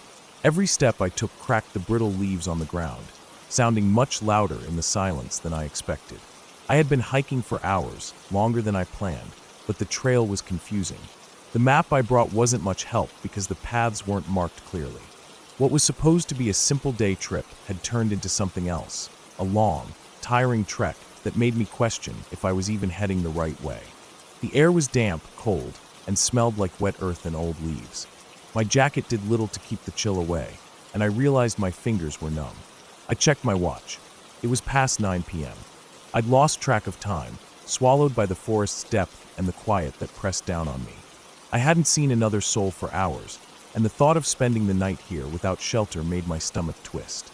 I tried to stay calm, telling myself that the trail had to lead somewhere. The forest couldn't go on forever, and eventually I would reach a road or a campsite. But every direction looked the same, trees thick and dark, shadows moving oddly in the corners of my eyes. As I walked, I noticed how the sounds of the forest had changed. During the day, the woods were full of birdsong and rustling animals. Now, the only noises were the soft wind through the branches and the occasional snap of a twig underfoot. Even the usual chorus of frogs and insects was gone. The silence was unnatural and made me uneasy. Then I heard it, a faint sound like footsteps. Slow, heavy steps on the leaf-covered ground. At first, I thought it was just my imagination, the forest playing tricks on me. But the sound grew clearer, coming from behind me. I stopped and held my breath, listening. The footsteps continued, steady and deliberate. My heart rate quickened. I turned slowly, sweeping my flashlight over the trees. The beam cut through the darkness, but revealed nothing. No animals, no people. Just empty trunks and dark shadows. I started walking again, a little faster this time, trying not to run because I didn't want to draw attention to myself. But the footsteps behind me kept pace. They were close enough now that I could hear the crunch of leaves and twigs breaking under heavy boots. Panic rose inside me. I wanted to scream or run, but my legs felt frozen. I decided to hide. I slipped behind a thick tree trunk, crouching low, trying to make myself small. The flashlight flickered in my hand, and I held it tight, hoping it wouldn't die on me. The footsteps passed by my hiding spot, slow and methodical. I stayed perfectly still, barely breathing. The person, or thing, was close enough that I could smell the faint scent of sweat and damp leather. The footsteps faded as they moved further away, then stopped. A long, tense moment passed. I waited until I heard the footsteps continue down the trail. Then I slipped out from behind the tree and hurried in the opposite direction, my breath coming in short gasps. I didn't know who or what was following me, but I knew I had to get away. The forest seemed to close in tighter as I ran. My heart pounded in my ears, and my legs ached from the effort. The flashlight flickered again, the batteries weakening. I cursed myself for not bringing extras. Suddenly, the trail opened up into a small clearing.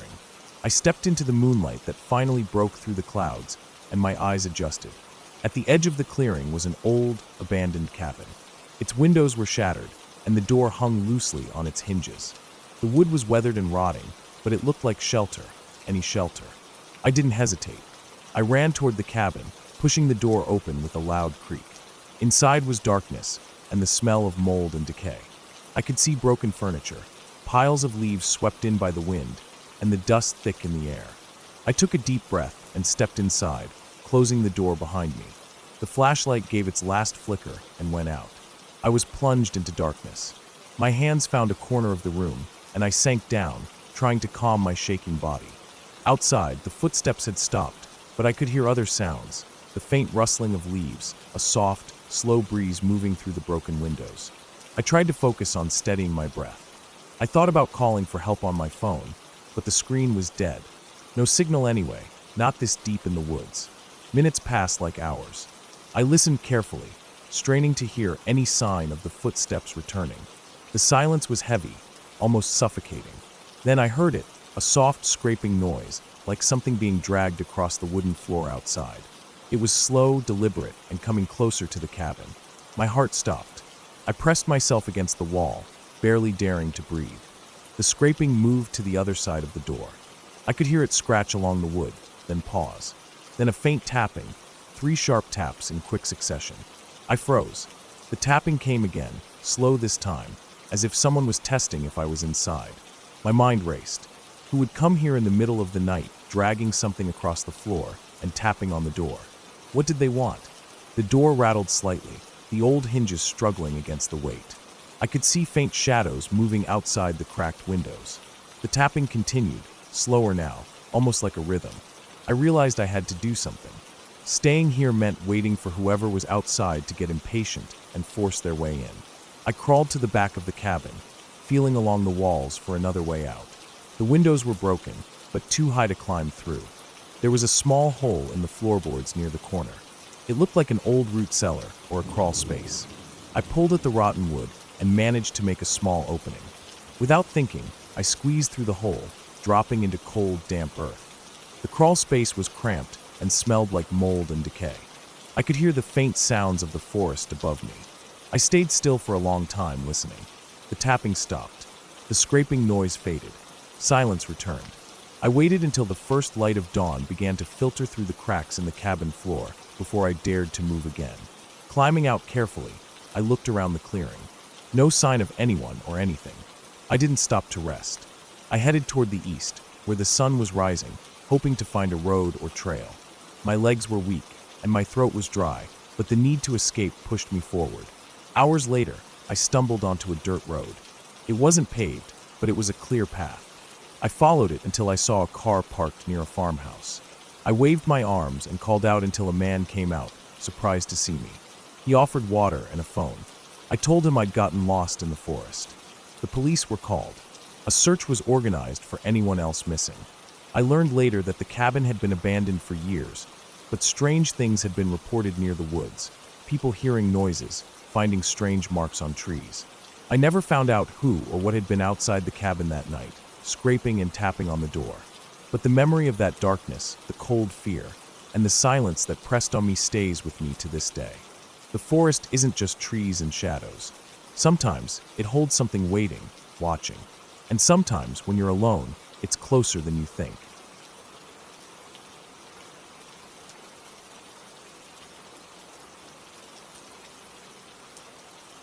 It started as a simple plan. I had the day off work and wanted to clear my head. I decided to go hiking in a national forest a couple of hours away from where I live. I had been there a few times before, but only stuck to the main trails. That morning, I told myself I would take a longer route, maybe explore some of the smaller side paths I had always passed without thinking. The weather was perfect for it. The sun was bright, the air was cool, and there was a faint breeze that moved through the trees in soft waves. I packed light, just a backpack with 2 bottles of water, a few granola bars, my phone, and a small first aid kit I always kept for hikes.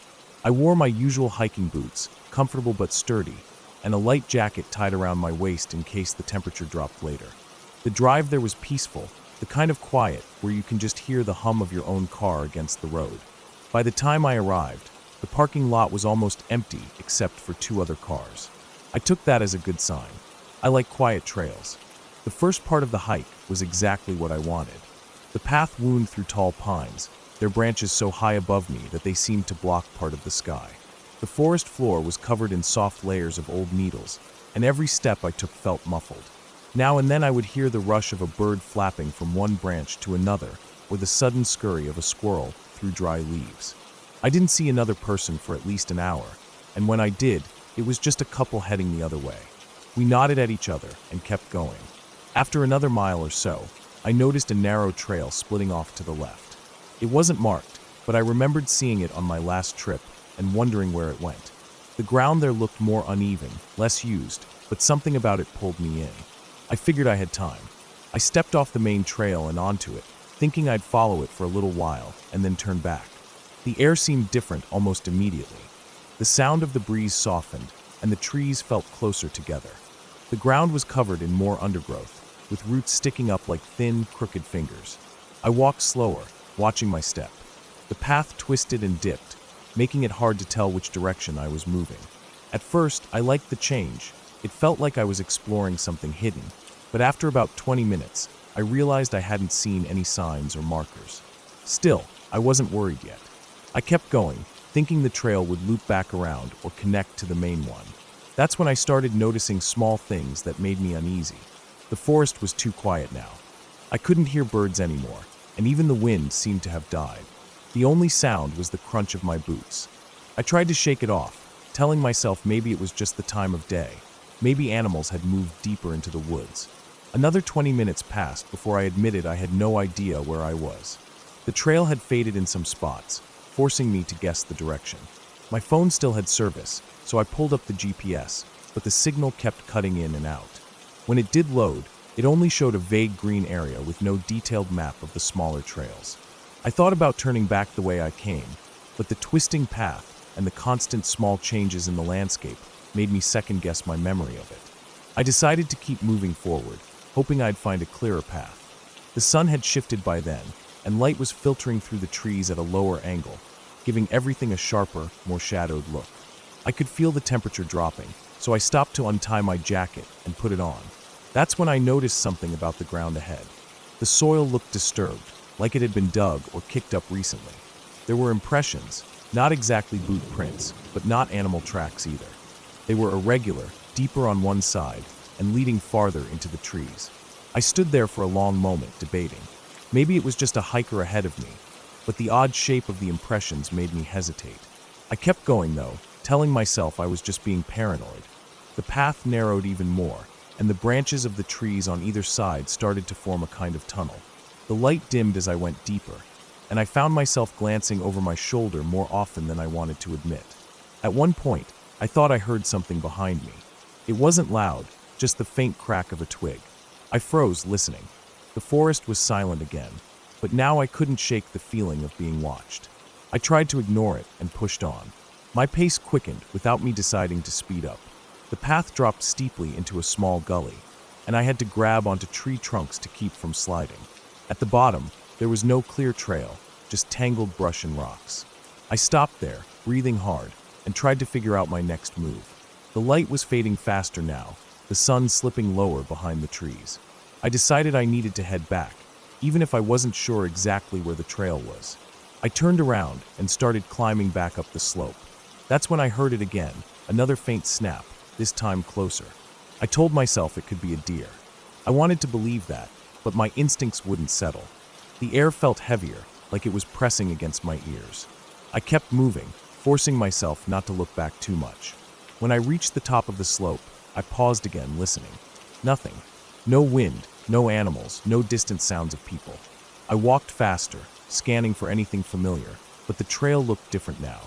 I couldn't tell if I had taken a wrong turn earlier, or if the forest was just playing tricks on me. My GPS was useless again. I pulled out one of my water bottles and took a drink, trying to steady my nerves.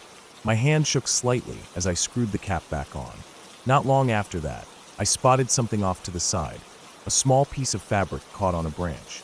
It was dirty, weathered, and looked like it had been there for a while. I don't know why, but seeing it made my stomach tighten. It was proof that someone else had been here, but it didn't feel reassuring. I kept moving, but now my eyes darted between the trees, half expecting to see someone step out. Shadows shifted as the light faded, and more than once I thought I saw movement in my peripheral vision. Every time I turned my head, there was nothing. My breathing grew shallow, and I could feel the sweat under my jacket, despite the cold creeping in. The deeper I went, the more disoriented I became. I couldn't tell which direction the main trail was anymore. The forest was starting to look the same in every direction: dark trunks, tangled branches, uneven ground. I tried to pick a direction and stick to it, but the landscape seemed to funnel me into thicker growth. At one point, I thought I saw a clearer path ahead, so I pushed toward it, brushing past branches. But when I reached it, I realized it wasn't a trail at all, just a narrow, trampled strip of earth that ended in a deadfall of broken trees. That's when I heard the sound again. Not a twig snapped this time, but something heavier, like a footstep. I froze completely, my heart pounding so hard I could feel it in my throat. The sound had come from somewhere behind me and slightly to the left. I stayed still, barely breathing, listening. There was nothing for several seconds, and then another faint step, closer this time.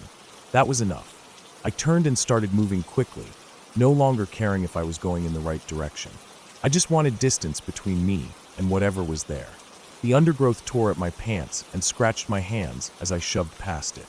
My boots slipped on damp patches of leaves, and I had to catch myself against tree trunks. I kept glancing back, but the dimness made it hard to see more than a few yards. My mind kept running through possibilities: a person, maybe someone living out here, maybe just another hiker. But none of them made me feel any better. The steps behind me were gone now, or maybe I was just making too much noise to hear them.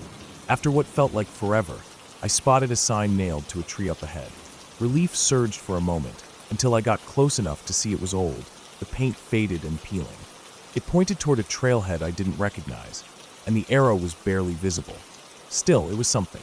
I followed the direction it pointed, hoping it would lead somewhere. The forest began to thin slightly, and the ground sloped downward. I pushed on, my legs aching, until finally I saw a break in the trees. The last light of the day spilled through it, and beyond that, a dirt service road. I stepped out onto it, feeling the strange openness after hours of trees pressing in on all sides. I didn't stop walking until I spotted the faint glint of a metal gate far down the road. When I reached it, I realized I was only a short distance from the main parking lot. My car was still there, untouched, and the lot was empty now. I climbed in, locked the doors, and just sat for a while, letting my breathing slow. As I drove away, I kept checking my rearview mirror, half expecting to see someone standing at the edge of the trees. There was nothing, but the feeling stayed with me the whole ride home, that I had been followed, not just lost. Even now, I can still remember the sound of those slow, deliberate steps somewhere in the woods, matching my own until the last possible moment.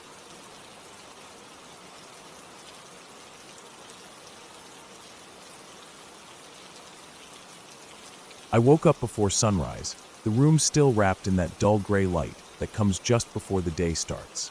My plan had been to get out early for a long hike on one of the lesser-known trails a few hours outside of town. I'd packed my bag the night before: water, some food, a small first aid kit, flashlight, and a light jacket. I knew the weather could change quickly in the hills, and I didn't want to be caught unprepared. My phone was charged, though I didn't expect much service where I was going. By the time I reached the trailhead, the sun had just risen enough to put some color in the sky. The parking lot was empty. I had read that this particular route wasn't popular during the week, which I liked. I enjoyed being alone on hikes. It let me hear every sound, every rustle of leaves, every shift of wind through the trees. I signed in at the trail register and started walking. The air was cool and damp, and I could smell the soil and pine needles as soon as I stepped onto the dirt path. The trail began gently, winding through a mix of pine and maple, the ground soft with fallen leaves. Birds called here and there, but the sound seemed distant, almost muted. I walked at an easy pace, taking my time. The first few miles were smooth, and I only stopped to drink water and adjust my pack straps. As the morning wore on, the trail narrowed and began to climb. The trees thickened, blocking more of the sunlight. I checked my GPS app just to confirm I was on track, and the signal flickered before freezing. That was expected out here, so I tucked my phone away and relied on the paper map I'd brought. By late morning, I reached a ridge where the trees parted just enough to see a valley stretching far below. A narrow line of river glinted in the distance. I took a short break there, sitting on a rock and eating a granola bar. The wind up on the ridge was cooler, and I could feel it pulling heat away from my skin. I thought about turning back, but decided to press on to a small lake. The map showed another 3 miles ahead. Past the ridge, the trail dipped into darker forest. The air felt heavier here, the smells stronger, damp earth, old wood, something faintly metallic. My steps sounded louder, even though I was moving at the same pace. I kept catching myself glancing over my shoulder, though I hadn't heard anything unusual.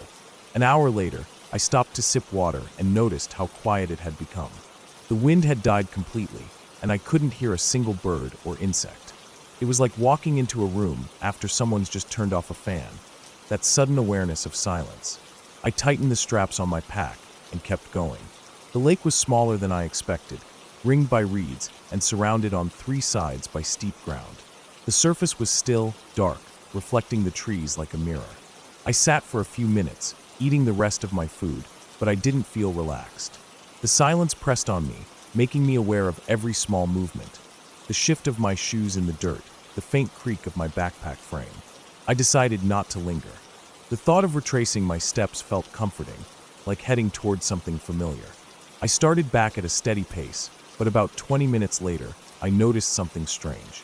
The trail in front of me had fresh scuff marks, not from boots but from something wider, dragging across the dirt. It looked like something heavy had been pulled along the path, weaving slightly from side to side. The marks were new.